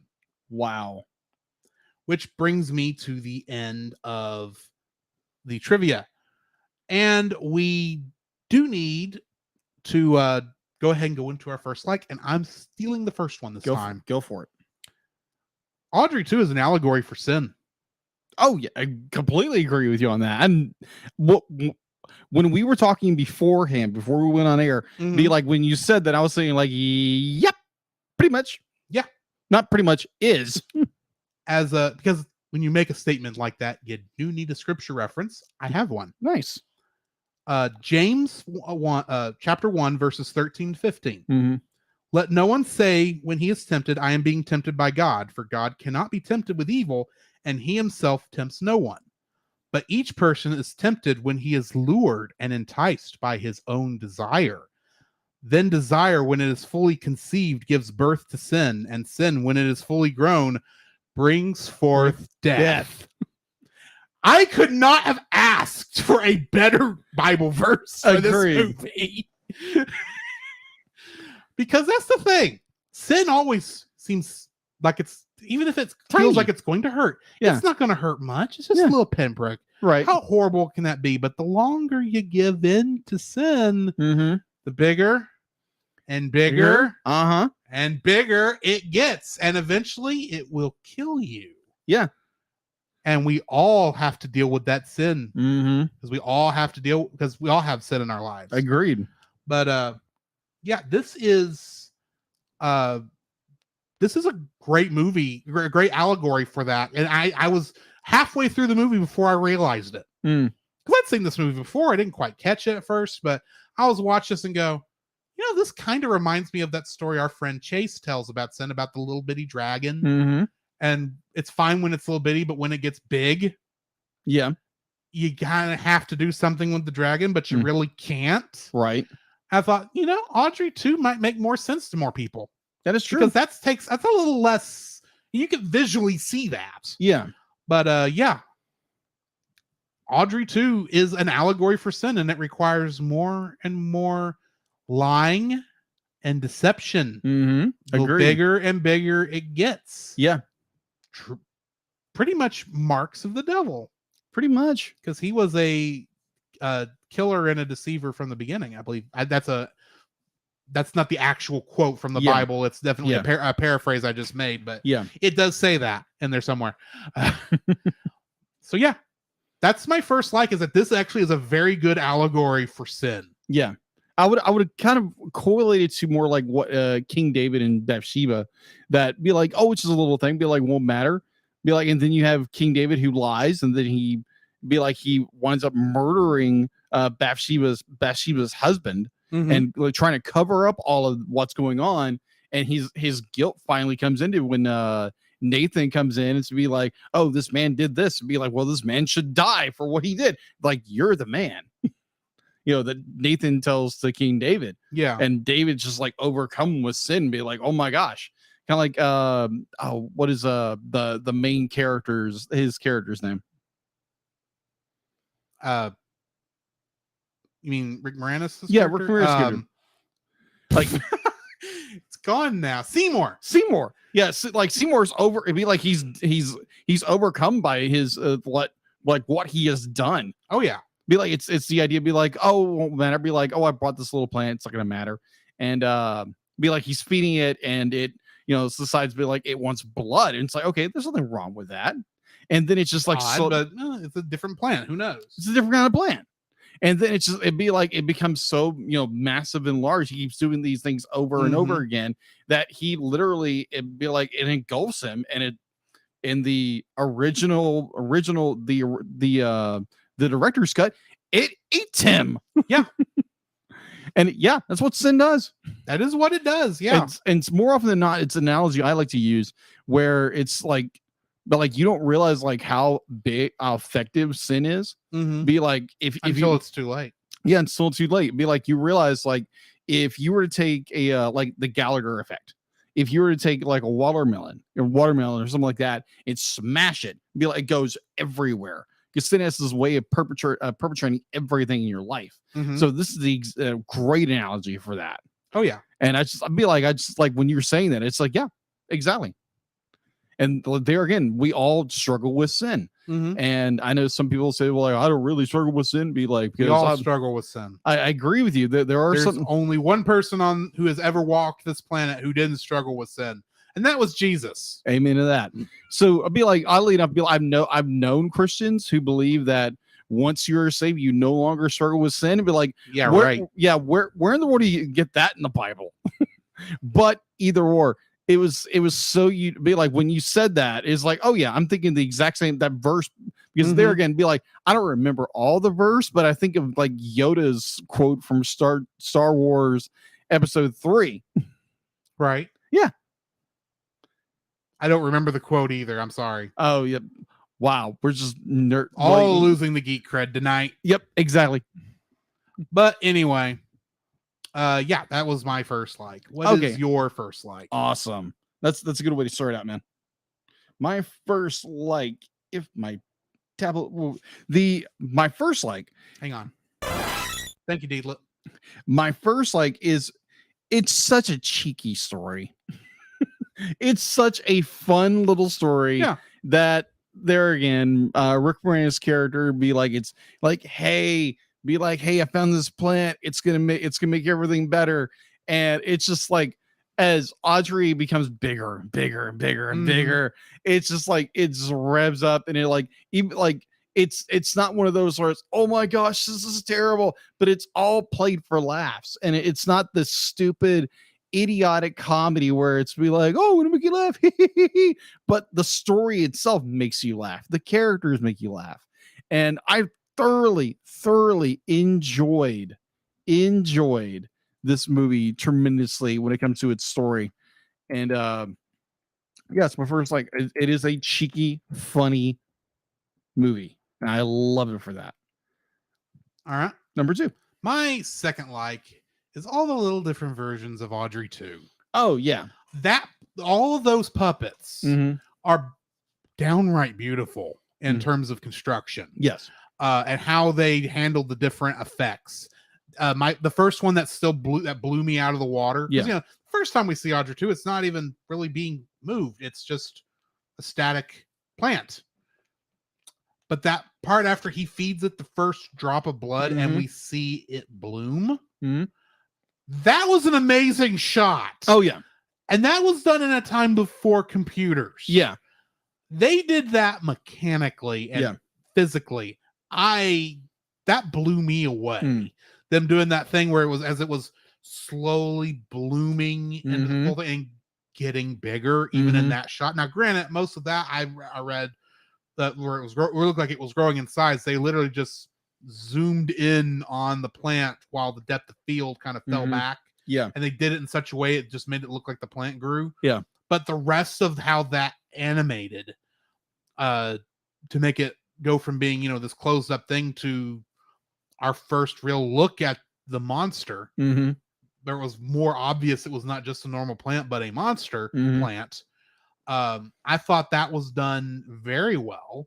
But all the other little versions, how it slowly grew and the acting, and then of course the 2 big versions of Audrey 2, culminating in a song I'll be talking about later. But that last bit of even the songs, Feed Me Seymour, where he's singing along, and that was animated very well. Oh yeah. That puppeteer's performance was done good there. And then there's another one he sings in before the end. I can't think of the name of it right now, but the puppetry on Audrey 2 I thought was done very well. Mm-hmm. It actually makes me wonder if either this version of Audrey 2 or the original Audrey 2 from the Roger Corman film, if those were inspirations for the Piranha Plant from Mario. Possibly. I don't know if it is, but I kind of wish it was if it isn't. But I really did just like the way they designed it and made it talk and move. It was very believable. Okay. For what it was. And I think it's the kind of thing that CG does not do a good job of. It never really has. Fair. But with this version of it, it actually felt like, yeah, I could see this being a physical plant that can talk. It really did feel like that. Part of that, though, I think was the motif of everything else being cheesy, but it fit very well with the art style, and I think it works very well. And I loved all the artistry that went into it, even going down to making the actors have to lip sync in slow motion in the last song, so that they could, because the way they had to animate just to move the operate the puppet in a way that looked believable, they had to film at slower speeds. So yeah, I enjoyed everything they did with Audrey 2. I thought that was very well done. Nice. My second like is to quote the movie. Feed me. I love Feed me Seymour. Feed me now, fool. He sure does look like plant food to me. I love Audrey 2. Be like, from the voice actor to the simple, like the puppetry of this thing. Yes, it is so like you said before, the fact that like it's a static plant, but when you get to Seymour feeds it with the first blood. The fact to be like it's doing this like kissing motion for the blood. It's like that was so good. That was so well done. And as you know, Audrey gets bigger and bigger and bigger, like the Sin in Our Life does. And that's at the end. It's at the end of both the theatrical cut and the director's cut, when you see that one bud smile. Oh yes.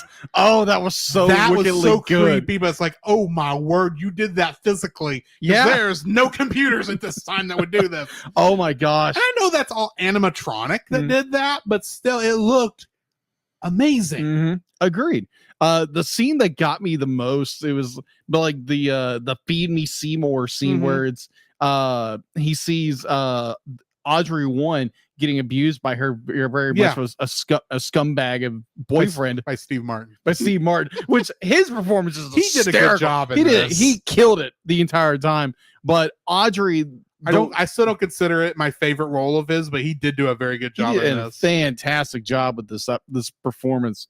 But that scene where it's like Seymour and Audrey 2 are like having that conversation, be like, you need to feed me, you need to give me human blood, you need to do this, you need to do this. Be like how they operate that mechanical creature, that monster is like, it's so be like, it's literally be like Audrey be talking, he's literally right there in the camera, you're literally going into its mouth.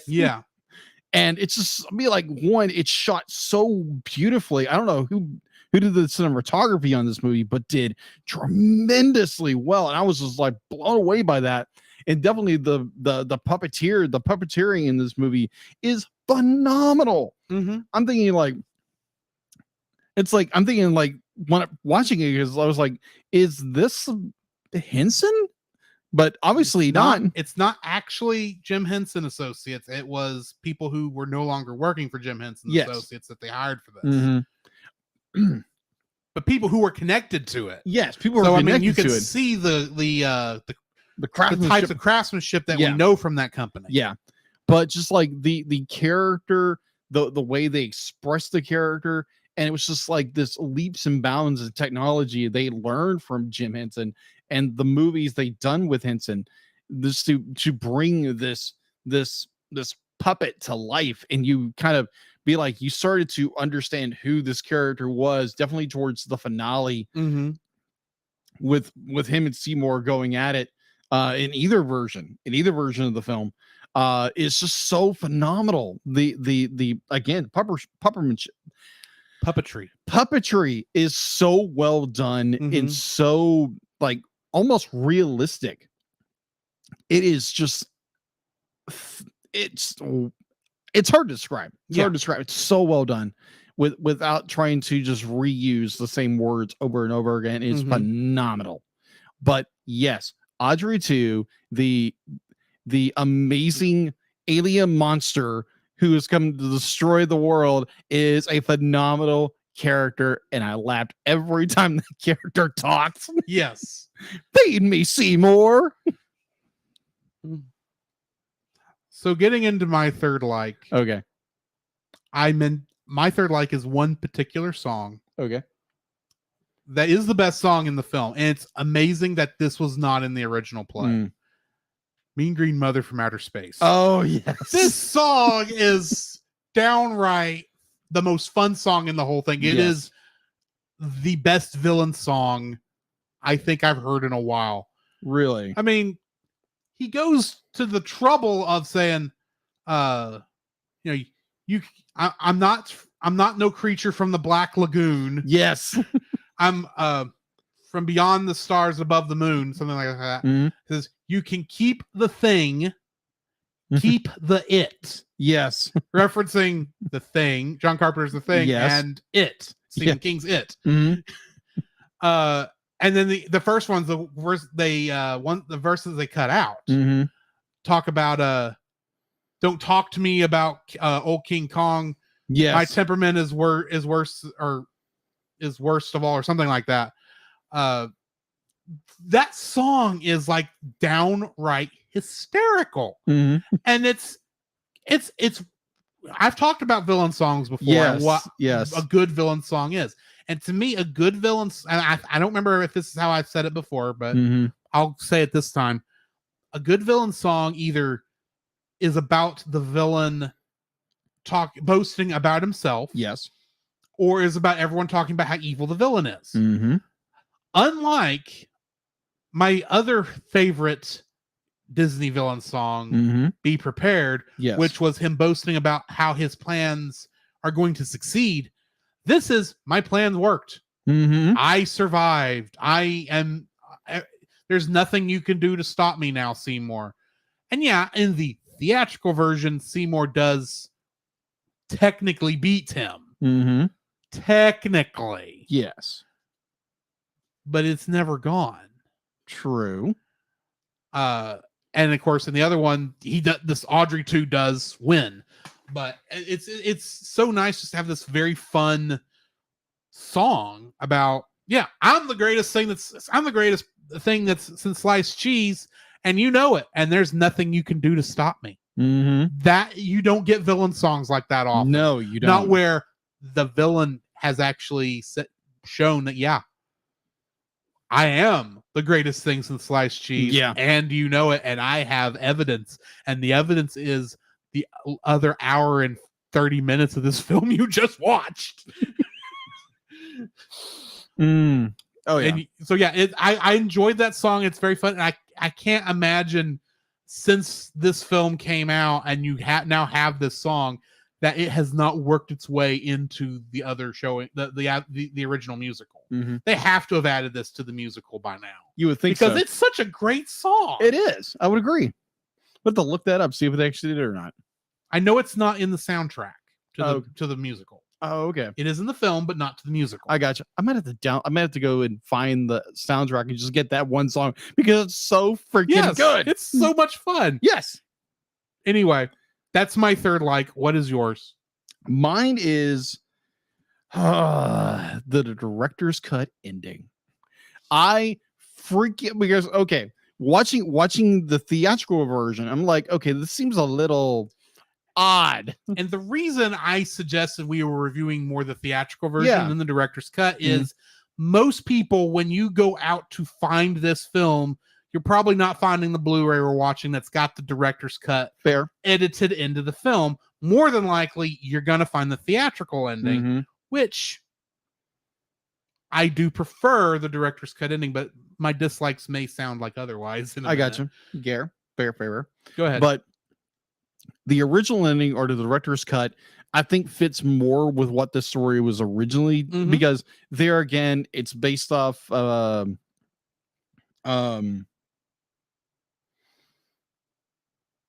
An off-Broadway musical, yes, an opera or off-Broadway musical. which in turn is based off a Roger Corman film. Yes. So you have this more be like it's one of those stories you normally don't get, is where be like you don't get the happy ending. Yeah. You get world conquest by this This- plant monster. This is a tragedy. It is a fun trip Yes. through down the toilet bowl, Yes. but it is a trip down the toilet bowl.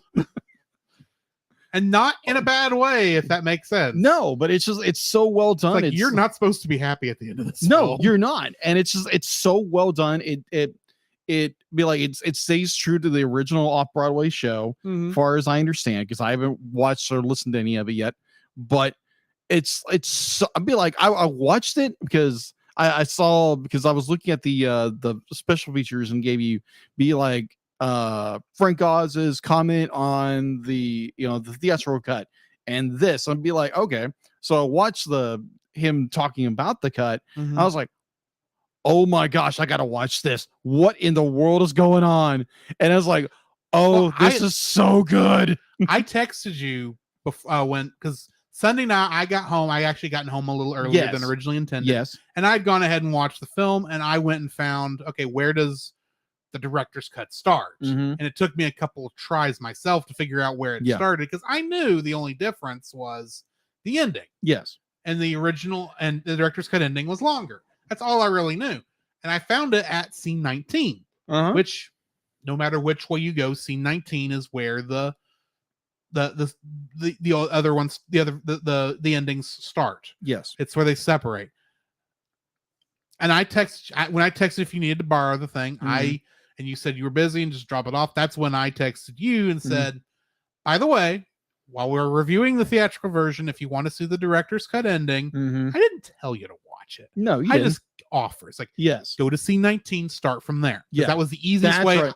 That That's was right. the Yeah. easiest way I could tell you where to start without spoiling a thing. Yeah, agreed. Because I was going to say, well, go to where the Audreys meet. Uh-huh. That was the only other thing I could think of. But oh my gosh, but like this ending is so well done. And I understand why the screening audience didn't Mhm. like it, because they got chemistry with these two, with Yeah. Audrey and And yeah. plus, when you're watching the director's cut in context with the rest of the movie, because I actually, when I went back and watched it, I actually started a little farther back than scene 19. It actually, when you actually see Rick Moranis get eaten, Mhm. it almost comes out of nowhere, in a way, yeah. because it doesn't really feel like it, because it does feel like you're expecting all this stuff to go Rick Moranis's way, and at the end it doesn't go his way. Yeah. And I remember thinking, oh, this feels like it ended. And then another scene starts. It's like, Oh, yeah. where is this going now? Uh-huh. And it's done so well. Mhm. I mean, like the scene, if you haven't seen the movie yet, be like, yeah, go watch the theatrical cut and then go and find the director's cut of this film. You will not be disappointed. In many ways, I would say if you can find the Blu-ray, Yeah. just watch the director's cut. Yeah, there we go. We're reviewing this as a theatrical cut, but I knew I was going to talk enough about the director's Yeah. cut that we're pretty much reviewing both movies, Mhm. especially since it's only like a difference of 20 minutes. Yeah. But anyway. But that 20 minutes makes so much a difference in the film. Oh, yes. Yeah, because it gives more the larger scheme of what's going on. Because in the theatrical cut, it's more touched on, and then they go into the probably the greatest song in this movie. But And there's even differences in how they did the song, even though you can tell where they used the original footage and where they had to add in, they edited in other things. Yeah. I thought that was interesting to see how they handled that. Yeah. To me, anyway. Yeah. I did notice one thing where there's the scene in the original in the theatrical cut is where Rick Moranis' character looks over and be like he sees the axe, but in the director's cut they cut part of it to where he doesn't look towards the axe and he goes directly towards the vines shooting up around him. But this ending is so well done. It's literally the Audrey 2's victory song. And it's just so well done. I really, really enjoyed it. And there was a part of me I really wish I would have watched the director's cut first. But as this review, we did the theatrical cut. So yeah, the director's cut or the original cut, oh my gosh, superior in every fashion or form, except for like one thing. But I'll get to a nitpick later. Right. But that's my number 3. All right, so let's go ahead and jump into our dislikes. Yes. And kind of jumping on that same train you were on, my first dislike is the theatrical ending. The theatrical ending does not add, it changes the story for one thing, gives us the happy ending, but it really does feel like you can tell they filmed it at breakneck speed. They did as little as they had to finish, to film a happier ending with just some good tweaks in the editing to show her still being alive during the song. And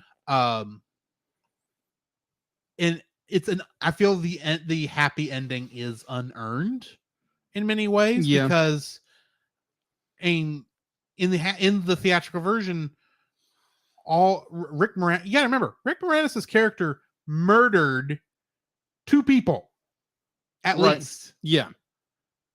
Maybe more, if we're being honest, but at least 2 people. That we know of. Then he gets away virtually scot-free.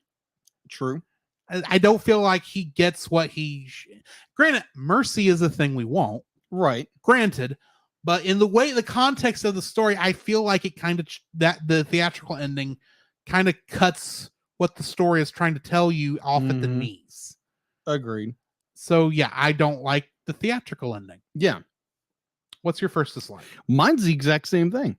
The theatrical version of the ending is kind of lackluster. Like you said, it's kind of this film that they had to do. It wasn't what they wanted to do, but it was like, we got to make this a happy ending. And it felt like it was rushed.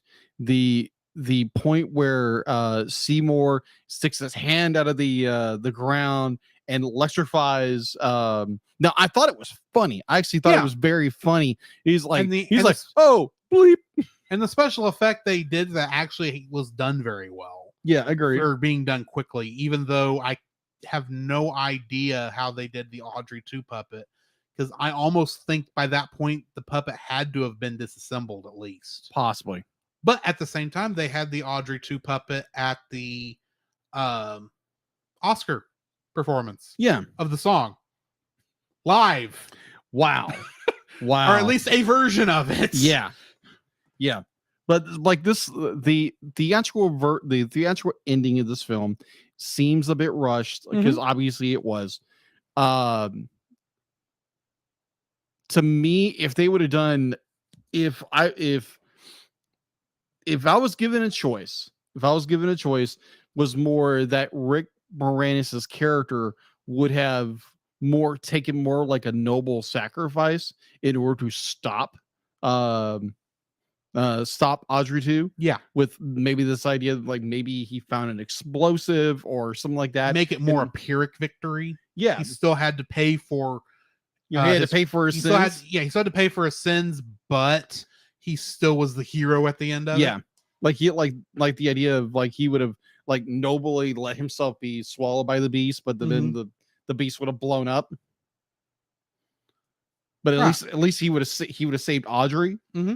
But that's my thought. It'd be like, I thought it would have been a better idea than what they had with, but the very end of the theatrical cut with the little Audrey 2 ceiling being in the garden, I thought was a very good touch. That's a good way to say, yeah, the other ending is happening too in a way. Yeah. But not in this film. but not in this version. But that's my the ending of the theatrical version. It just didn't seem to mesh very well, Mhm. and you can tell they were in a rush. Yeah. And yeah, that's all I got. That's all I got for my second. My first is like, what about you?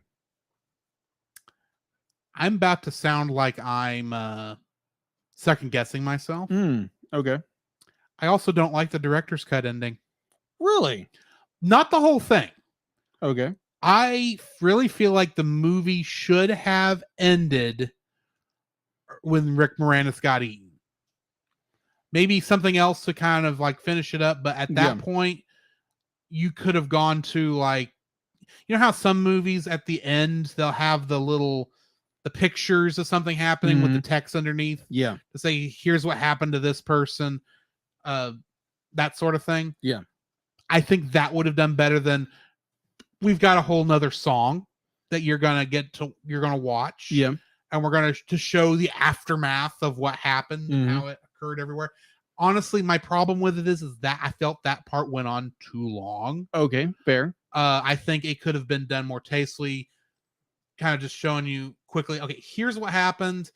I think it just wallows in the darkness at the end just a little too long. Okay. You want to get right down to it because you can make it seem like, yes, the world's coming to an end, but you didn't have to show all the Audrey 2s going and killing everybody. Yeah. Granted, some of those shots I thought were done very well done as shots, but I felt like the more and more that last song went on, the longer the movie was overstaying its welcome a little bit. Fair. I do still like the part there, the first half of that where where Rick Moranis' character gets what he deserves, basically. I feel like that's very well done there. But like I said, I really do feel like it could have ended there or maybe just a little bit farther without going through the whole, here's another 5-minute song with more death and destruction than really the rest of the movie has. Yeah. And don't get me wrong, I love me a good kaiju destruction fest. And that is what that ending is. Agreed. But in context with the rest of the movie, I feel more like now we're wallowing in the nihilism. I would agree with you there. And I kind of don't like that part of it. I understand. I would have preferred it to stop at Rick Moranis gets what he has to pay for his sins. And his sins have consequences, and that is the consequence of him dying at the end of Mean Green Mother. But I really feel like it goes on too long, and I feel like once Rick Moranis has died, the movie has gotten its point across, and maybe you just needed a little bit of conclusion, but not a whole 4 minutes. Or I don't know how long it was, but that last song does seem to go on a little too long. It drags. It goes on too long, that entire ending sequence. So, yeah. So ironically, I don't like the theatrical ending or the director's cut ending. I kind of want something that takes the best of both of those. I gotcha. I don't want it to be a happy ending per se, but I think you could have done. Okay. I think this would have handled it. You could have had Rick Moranis get eaten. Yeah. You have a scene saying, the Audrey 2 plant buds were sold and they were a big craze. And then maybe you end with another family who have just picked up an Audrey 2 from the grocery store or something. Yeah. And they plant it like maybe out in their garden, and then they go inside and play. And the camera zooms like it does in the theatrical ending, it zooms in on the Audrey 2 in the garden. It looks at the camera and then smiles. Yeah. I think that would have been a more tasteful ending. Now, granted, I love the fact that, the Audrey 2s are taking over the world and the movie theater you're in. Yeah. I think that's a cool ending. That was a good ending. I agree. I thought, but it's like the longer it took to get to the Audrey 2s on the Statue of Liberty, it's like, you're holding out here a little too long. And what's really weird is I think I'm actually going to take the name of this episode. Okay. I think I'm going to take from the last song, Don't Feed the Plant. That's the name of that last song. I think it aptly fits, but I think Don't Feed the Plant as a song goes on too long and really starts Fair. reveling in the death and destruction and apocalypse. That's not really what the movie was about. Yeah. It's just the natural conclusion of those events. And I think you could have alluded to it more, and it would have been more powerful than just death, destruction. Wasn't that a fun movie? Now everyone's dead because of one man's being crazy. And honestly, anyway, Yeah. it just would have been a little. I just feel like the ending could have been done more tastefully. Okay. What is your second dislike? Well, before I go into my second like, I don't think I have a second dislike, but I appreciate what they did with the director's cut. It is the cinematography and everything in that scene is done very well, like I said in my likes, and I appreciate what they did with that. But I understand where it's more be like, okay, they're kind of reveling in what they've done. But I'd be like, I really enjoy that part of the film. I don't really have a second or third dislike of this film. I do have one other third dislike, and it Okay. is a nitpick. Okay, nitpick it. I don't really like most of the songs in the musical. Okay.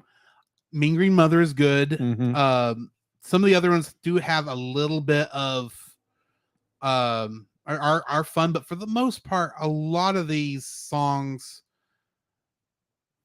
Well, I'm not really a fan of the music style because it's that weird jazzy gospel Mm-hmm. kind of style, but it's not gospel music. It's the same problem I had with Hercules, Gotcha. where I just don't feel like the music fits that kind of story very Mhm. well. But for the most part, it's fine because it's the same style of music that's used in Mean Green Mother. Yeah. But I just feel like for the most part, it's like it's the part. I like musicals that are more diegetic, that are Okay. more not really being performed by the characters, but really feel more like I can see the characters breaking out into song a little bit more easier with some stuff Gotcha. than this. None of these really felt. Granted, this is supposed to be a cheesy movie. Yeah. I get that. It's literally made intentionally cheesy, and I think it's the intentional cheese coupled with the music, I think, wore on me a little bit faster. Fair. It's not that the music is bad necessarily. It's just like I said, this is a nitpick. I just don't like some of the music as well. Fair enough. What's your you said you didn't have a third dislike? No, I do not. Then let's go ahead and rate this thing. All right. I'm giving it an 8. Okay. I thought this was a very fun movie. Yeah. I do think the director's cut has the better ending, but like I said, I think that ending goes on a little too long. But other than that, I enjoyed it. It's fun and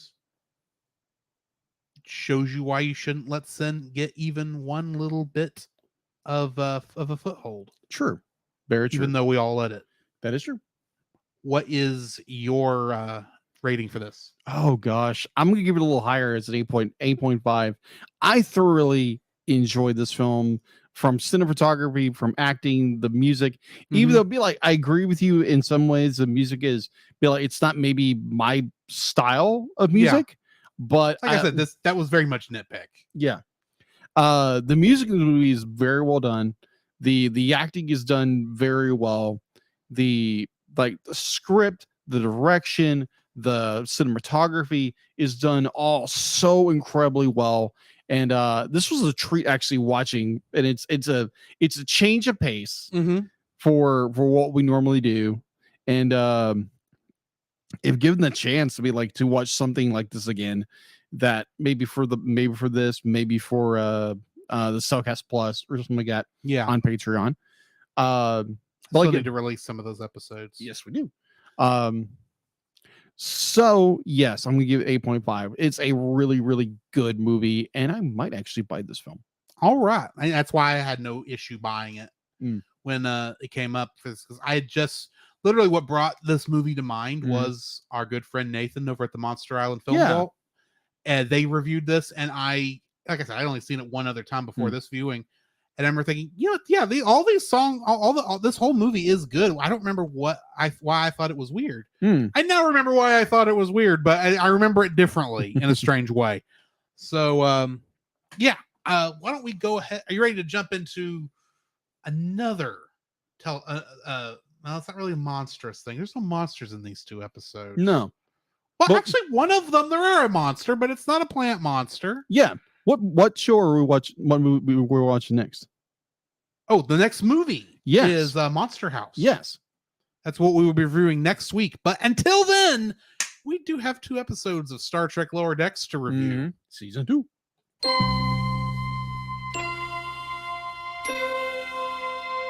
Space, the final frontier.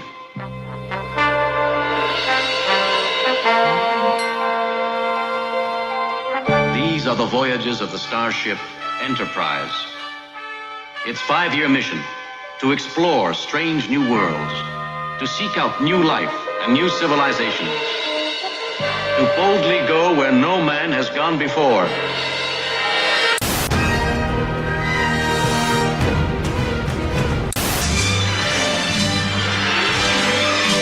Robotech.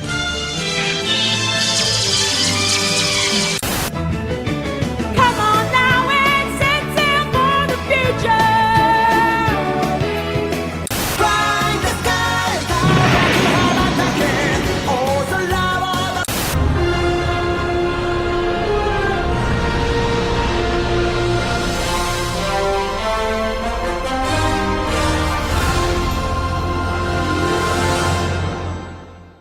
First episode of the night will always have Tom Paris. Directed by Bob Suarez and written by M. Willis. That's the only way it was credited. I tried to look for a full name, couldn't Really? find one.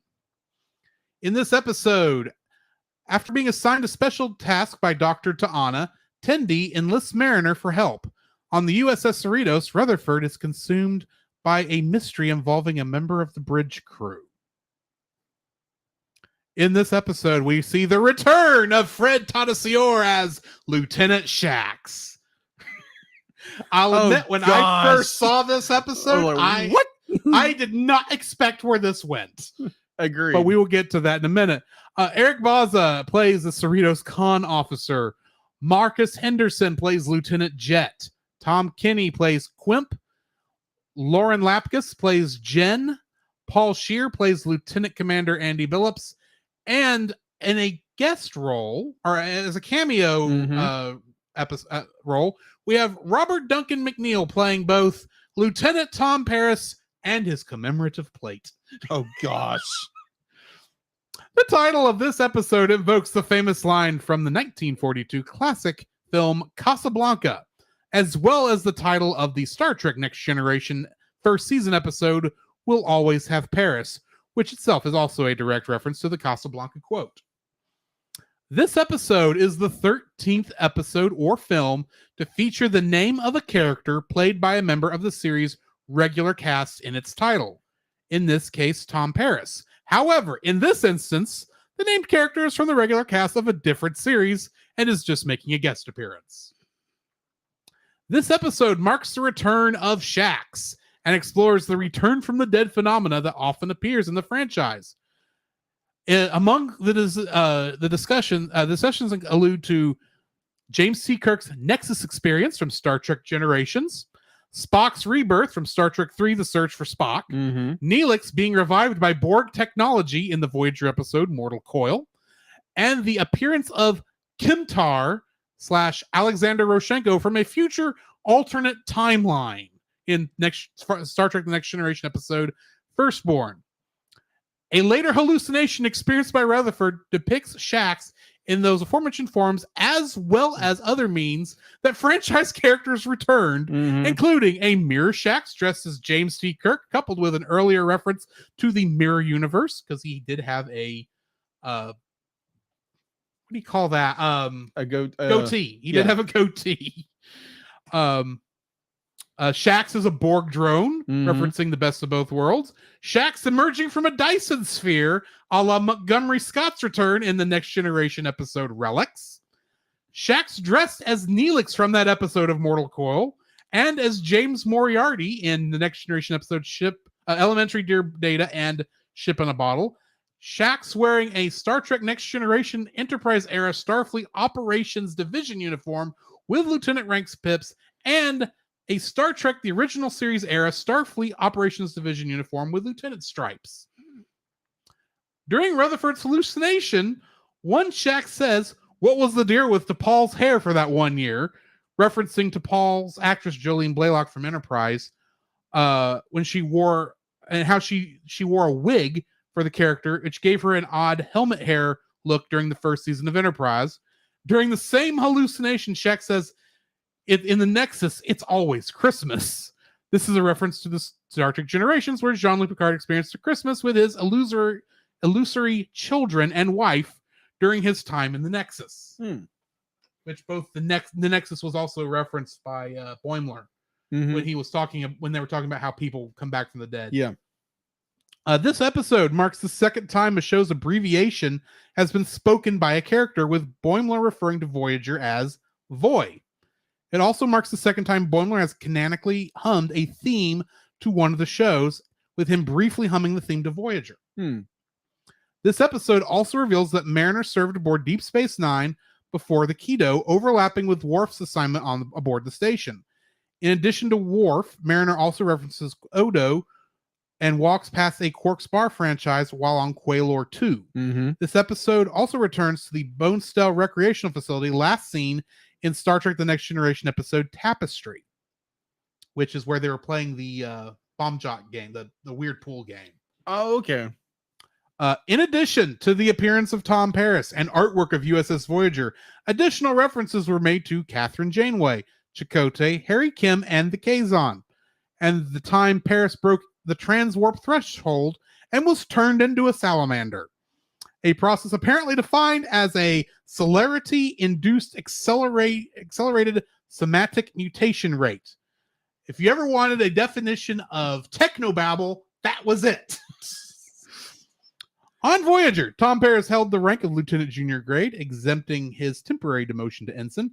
Here he has been promoted to a full lieutenant. In non-canon books for Voyager, most of the Voyager crew did receive a 2-grade promotion upon their return, including Paris, who became a lieutenant commander there rather than just a lieutenant. This is the appearance of Tom Paris's comm badge on the plate is different from other depictions of the same comm badge design on lower decks, including the one worn by the real Tom Paris in the episode. Gotcha. Almost done. Boimler's commemorative Tom Paris plate is a reference to the Star Trek commemorative plates released by the Hamilton Collection. I remember seeing these. The Hamilton Collection did not release a Tom Paris specific plate. However, in conjunction with the episode's release, Star Trek Unlimited released a plate identical to Boimler's Tom Paris plate.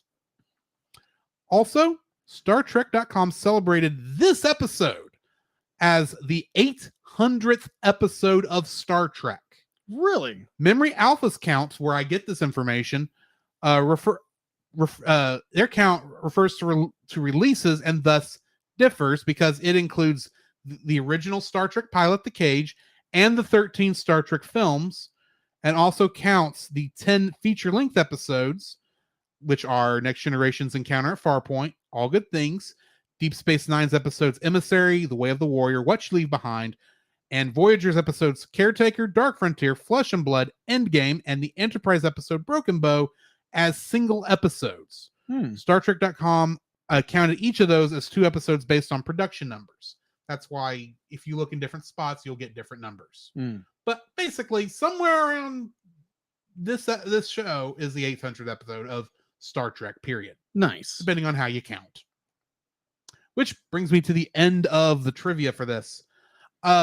I've talked a bunch, and so I'm going to let you talk for a bit. What are your thoughts on this episode? Oh my gosh. Mariner breaks something again. I understand she's the main character of this show. I get it. But every single time, like all the episodes I have seen, Mariner somehow does something that catapults our episode. That's what makes the show good. Yeah. It's literally, she thinks she can do everything. It winds up getting herself in more and more trouble. And she literally gets away with it like usual. Yeah. But the idea be like, oh, you're going to break for this one. Surprise, surprise to that one. Yeah. But the idea that Tinley and Mariner go on this, girls trip, and they don't know each other really. And it's more okay. How many times can we break this Scratching post. We're just gonna call it a scratching It's post. a scratching post. Yes, it's a scratching post. We're just gonna call it a scratching Yes, post. a scratching post. Yeah, it is definitely a scratching post. And I love the ending of this though. yes, agreed. I'm just gonna get to that. Like just these two characters who don't know each other, and it's just like to the very end where Mariner is gonna try to save Tinley's butt with it. It's like, oh yeah, I just Oh, yeah, like, I don't there was care. a beef. I don't care about the thing. I just wanted the box. I just want the And box. she goes in there and she carries the box into her office and then jumps into it like a cat. Well, she is a cat. Here's a cat. I know, but still, that was funny. That was funny. The other thing, I don't know if you caught this, was all the stuff relating to Tendy's past. Oh yeah, that was hilarious. Yes. I was like, wait a minute. I Because know a little. There again, I am a very little. I know a little bit on Star Trek, but I was like, wait a minute. Isn't Tinley one of those? Be like where the women are like the dominant? But So Tendy is an Orion. Orion, that's it. Yeah, yeah, Orions were originally introduced, females only originally, yeah. And start in the original series. of course. Namely, the very first episode, The Cage. Yeah. The first pilot, which most people will remember from like the ending credits, because the shot of the original person who played the first Orion slave girl is always placed at the end of the first season Yeah. during those credits. Ironically, do you know who that actress is? No. The same one who would go on to play, or was playing at the same time, Batgirl in the Batman 66 TV show. Oh yeah, that's right. Same actress. Wow. She is the first Orion slave girl. Really? And that's how all we knew of these characters for a long time was Orion slave girls. Yeah. We think they were the ones who Mhm. were enslaved Yeah. to Orion slavers Mhm. until Enterprise. Mhm. Because the Orions disappeared for 3 whole television series. Mhm. Voyager makes sense. It was in another quadrant. But TNG and Deep Space Nine, even though the Orions were right there and could have shown up at any time, never showed up for whatever reason. Yeah. Showed back up in Enterprise as Enterprise was, a prequel to the original series. Mhm. So it was actually bringing in old original series stuff that we hadn't seen in a while. Yeah. And they brought back in the Orions. And we learned that the Orion slave girls were not the slaves. It was the men. That was how we learned that. Really? Was in an episode of Enterprise 30, 40 years later. Nice. And the fact that, she had a past life that she decided to leave to join Starfleet, I thought was very interesting. I did. And will come back up Yeah. later on. Okay. That's all Okay. I'm going to say. I gotcha. I like the idea, be like you get to not recognize, but you get to explore a little bit more Tindy's past. That's not even her name. Tindy is her last name. Yeah, Because technically she is Ensign Tindy. it's instant. Her full name is Ensign Devani Tindy, but Yeah, most people are just going to call her Tindy. Tindy. Much like most of us think of Ensign Beckett Mariner as Mariner, Bradward Boimler as Boimler, Yeah, and Samantha Rutherford, I think that's what it is, Yeah. as Rutherford. Rutherford. But it's just like Or Baby Bear. baby bear. That's what you've forgotten this, haven't you? It's been a while. Yes. That one of those that episode in the first season Yeah. where Rutherford is going into different departments. Yeah. And he's in security and actually does an amazing job in security, but realizes he likes engineering. Mhm. At that point is when Shax first called him Baby Bear. 'Cause That's he was right. the baby bear of the department. That's right. Yeah, that's and right.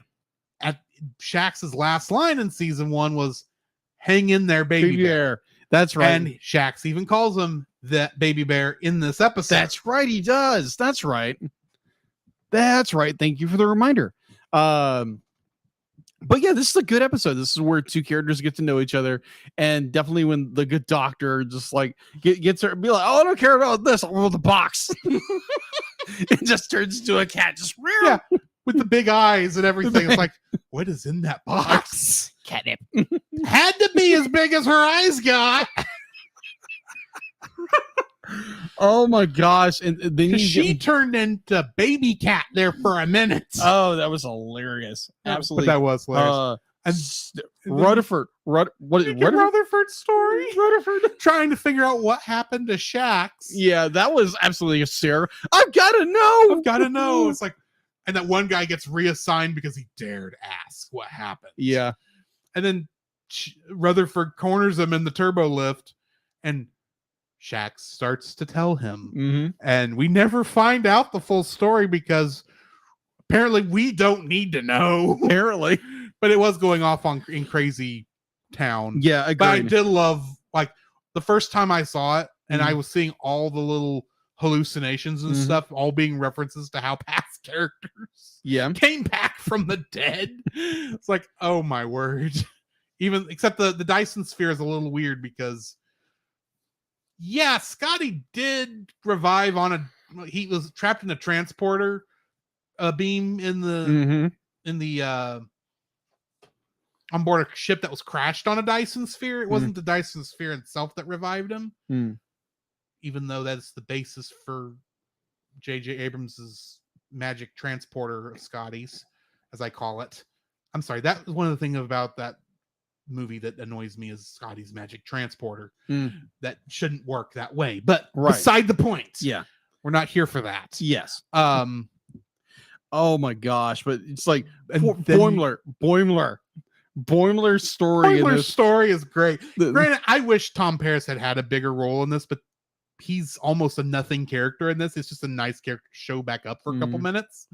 But that whole bit where he's just trying, the ship still doesn't recognize him because of the upgraded security on it. Right. And he's just trying to get there, and he climbs all the way to the bridge in turbo lifts. And then gets attacked. And then gets attacked by Tom Paris apparently having PTSD. Well, when you show up, be like, you're red, you look like you're just like you lost Says, your it's mind. a Kazon! It's like, it looks nothing like a Kazon. I'll show you a picture of a Kazon. You'll see Boimler look nothing like it. Oh, okay, I got you. But yeah, just like this story is so wacky and nuts.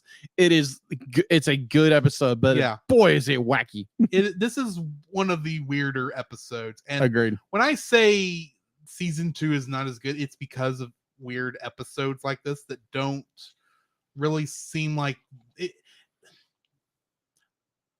Season 2 for me, and this is just a weird aside, it really felt like they knew that they had used everything they had in season 1 because they didn't think they were going to get a season 2. Maybe. But season 1 was so well loved that they had to make a season 2 and really weren't sure where to go with it. Yeah. And this is one of those episodes where it feels like we're not sure what the story is yet, and we're just kind of making a couple filler episodes till we figure out what we're doing. Yeah. Thankfully, they do go back and reference this in like future episodes. But this one, it's like, okay, yeah, we realized we needed to bring Shax back, so we're gonna have an excuse for Rutherford to go. Wait, where'd you go? It's like, and they do at least reference the fact that should not remember that because that's some of the memory he would have lost at the end of season 1. But he's starting to remember some things. So yeah, fair enough. That means we need to head on to the next episode. Mugato Gumato, directed by Jason Zurich and written by Ben Rogers. The USS Cerritos is dispatched to a planet to investigate an unexplained sighting of a dangerous Mugato.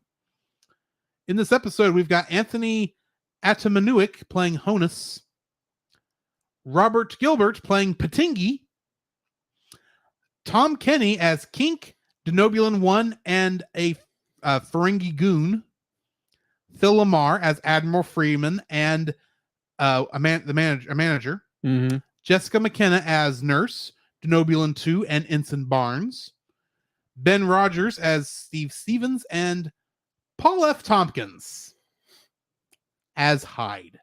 Okay. You know, Shorty played Hyde. The green alien. That's right. Thank you, David. Thank you. The title is a reference to the confused naming of the Mugato in the original series episode, a private little war. This creature was named Gumato in the script, but DeForest Kelly, who plays Dr. McCoy, could not pronounce the word Gumato, so it was changed to Mugato, which Kelly and William Shatner proceeded to pronounce Mugatu. However, Janos Prohaska was credited in the episode as Gumato. Okay. The title also riffs on the expression tomato, tomato, from the song Let's Call the Whole Thing Off by George and Irwa Gershwin. This episode marks the first on-screen appearance of the Denobulan species since Star Trek Enterprise, including their defensive face puff. Oh, yeah. The Mugato were first introduced as being native to the planet Neural in the Star Trek original series episode, Private Little Warp. This episode marks the first appearance of a Kzinti in Star Trek canon since the Star Trek animated first season episode, The Slaver Weapon.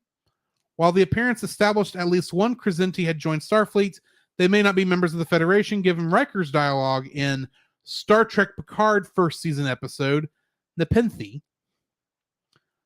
Mariner calls Kink and his associates some creepy throwback Last Outpost style Ferengi, referring to the first appearance of the Ferengi and their fur-bearing uniforms as seen in the Star Trek The Next Generation first season episode, The Last Outpost. The holographic projector that Rutherford and Boimler make resembles the makeshift cannon Captain Kirk built when he fought the Gorn in the original series episode, Arena. Boimler and Rutherford mentioning that a compromise is an agreement that neither side is happy with is a reference to what Jonathan Archer said to Thylak Shran and Soval during their negotiations in the Enterprise second season episode Ceasefire. Archer was the captain of Enterprise, and the Shran and Soval were Andorians who were not good characters in Enterprise. Oh, their characters ended up good, but but the Andorians were aggressive alien species, despite the fact they're one of the founding members of the Federation. Interesting. But the Federation hadn't been founded in Enterprise. So anyway, what is your thoughts on this episode? This episode is interesting. There again, it's one of those be like, oh, we got an adventure today. Yeah. And I feel like this is a filler episode also, to be honest. Kind of. It's, oh, we're going to go on this mission. Oh, we got to preserve this weird creature. Horned gorilla. Horned gorilla. And then be like, obviously they come in contact with the Ferengi. I'm saying that right? Yes, Ferengi. the Ferengi. Yeah. And they are the original Next Generation episode style Ferengi. Oh, okay. But yeah, it's an interesting episode. Like you said, it's probably more of a filler episode, and it's more of if I get these guys right, Boimler and Rutherford, them. It's them nerding out over a strategy game, and it's a strategy game. It's a strategy game called Diplomath, and it's hilarious that Mariner is like, this is the stupidest thing ever, and by the end she's actually beating them. Yes. And like one of the like main threads throughout this entire episode that Boimler and Rutherford believe that Mariner is a spy, like this She's a member of Section 31. Which I don't understand. Section 31. You saw Star Trek Into Darkness. Yes. Okay. That's right. Yeah. You will know Section 31 from that. Yeah. Section 31 was introduced in Deep Space Nine as kind of this weird clandestine part of the Federation that by that time the Federation had mostly forgotten about, but it still technically existed because it is in the Starfleet Charter. And they were in that episode, they were trying to get O'Brien and I think it was just they were trying to get O'Brien to work for them instead of and to leave to be their agent on Deep Space Nine, basically. Yeah. But they mostly originally were in a Deep Space Nine subplot. We did not see them in Voyager or Enterprise. Into Darkness reintroduced them to most Mhm. people, and then it would eventually get reused in Discovery. Discovery season 2 included a bunch of them, and they were involved, I think, a little bit in Picard season 1. I may be wrong on that one. Yeah. But anyway, they are essentially the clandestine secret service of the Federation. I got you. And in a lot of cases, they are dead. Officially. Bringing that up for a later episode. I got you. Okay. Yeah, this was an interesting episode. It was more the conspiracy that's like, oh my gosh, she's a killer assassin. Mhm. That's me like she's seen putting a dagger in the Into Shax. in the shacks. And then sucking his blood. But I was like, what the heck? Yeah, that part came right out of nowhere, but it's like, okay, I know that they're playing that as a joke, and she's probably just sucking the poison out of him. Uh-huh. But that does look kind of crazy in the middle of this fight to see it. Uh-huh. Definitely we don't have Especially after- context that anything going on. But it's just like, and there again, it's Mariner. She wants to throw, she wants to throw this mystery of what kind of person she is, and Because she's trying to keep everyone at arm's length. exactly. And I think it's like one of her, like there again, it's the kind of character to be like she says in the episode, it's be like anytime I get someone close to anybody, they get moved up or down or whatever. Like So- Boimler did. Like Boimler did, exactly. And I'm curious where that goes. Be like, do we get a full, a full complement of characters who are growing together and becoming friends in the lower decks, or do we have characters move off? I would say there is one additional character that really kind of joins the main decks characters, and we've actually seen that character in a couple episodes, Okay. especially of this season. But that character never really becomes part of the core 4. Okay. I got you. All right. Yeah, this was a good episode. Like you said earlier, it seems like a filler episode. We're definitely not going to get into the what happened with the monkeys. That was really nothing too crazy. That is the disappointing part of this, is you bring in the Mugato who haven't been seen Yeah. since the original series. Yeah. And you get one nice little jump scare at the beginning of the Yeah. episode, which you could have done a whole lot more. You could have made this almost like a comedy horror thing. Yeah, agreed. But they didn't do that. They went to this other thing where they're more worried about Mariner being, this evil trained assassin. Yeah. That's going to kill everybody. Yeah. But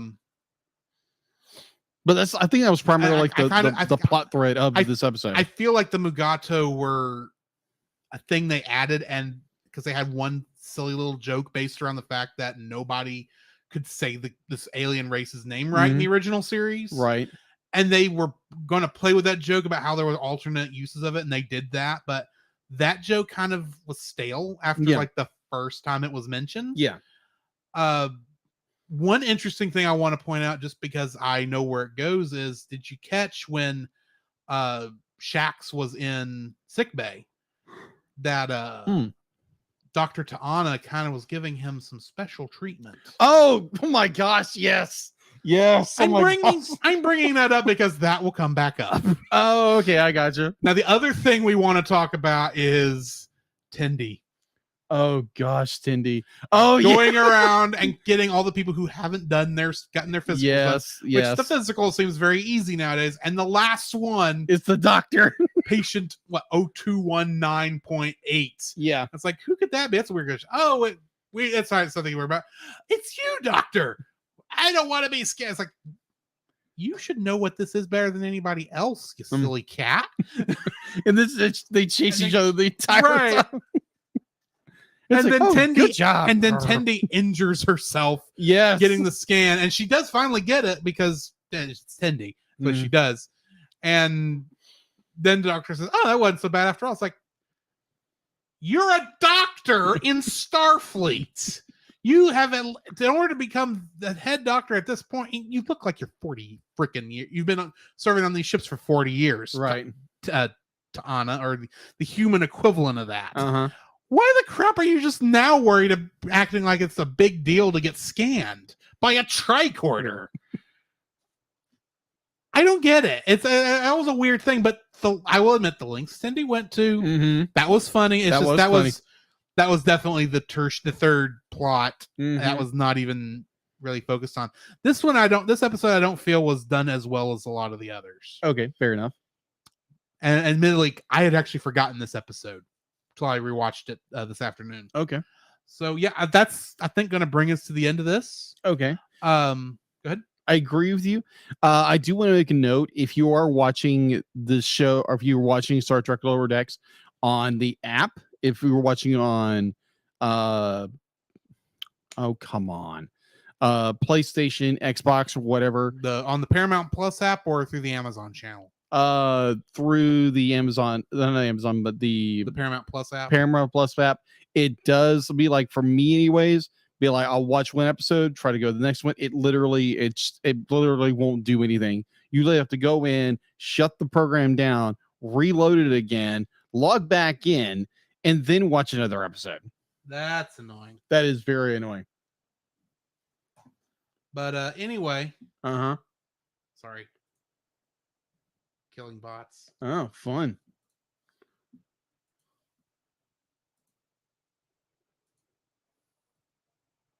Report. That's what I should be doing. Welcome. There you go. Took care of. Okay. So yeah, that brings us to the end of this episode. Hang on. Deal it. Of course. Anyway, next week we'll be reviewing the episodes. I don't have this written down. I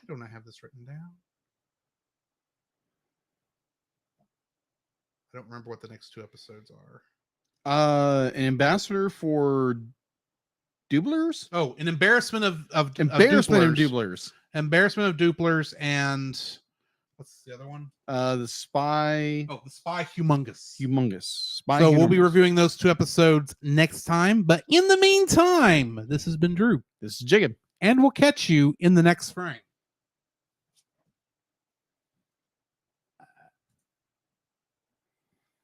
Yeah, it crashed at the end. Go figure. At least it waited till the very end. That's easier to throw back in there. Yeah, agreed. Do you have any singer? I've got a cover art in my head. I bet you do. It's, to let our audience know, it's probably going to be Audrey 2, and there's a cattail coming out of the mouth. Like, Meow! I did not know Audrey 2 was catnip. Or it's our Bormler, like he's trying to not get eaten. That would be funny. Yeah. But yeah, that's going to be it for us, guys. Join us next time for those other episodes and Monster House. Mm-hmm. We should be ending Halloween month here in the next episode. There may be a scheduling change on when we're recording these episodes. Possibly. I don't know for certain yet. We will let y'all know when we know more. Mm-hmm. But other than that, that's going to be it for us. Awesome. So we will see y'all guys later. Let me see if I can find someone to raid. It's kind of late. I'll raid Kennethan. I should already have this one up. I should have this where I can get to it. Yoink. Yoink. Start raid. He's playing Railroad Corporation. Interesting. It's a strategy game. That's what it is. Looks like. Anyway, thank y'all for joining us, guys. Yeah, we will catch y'all later. Mm. I wonder why I can't hear that.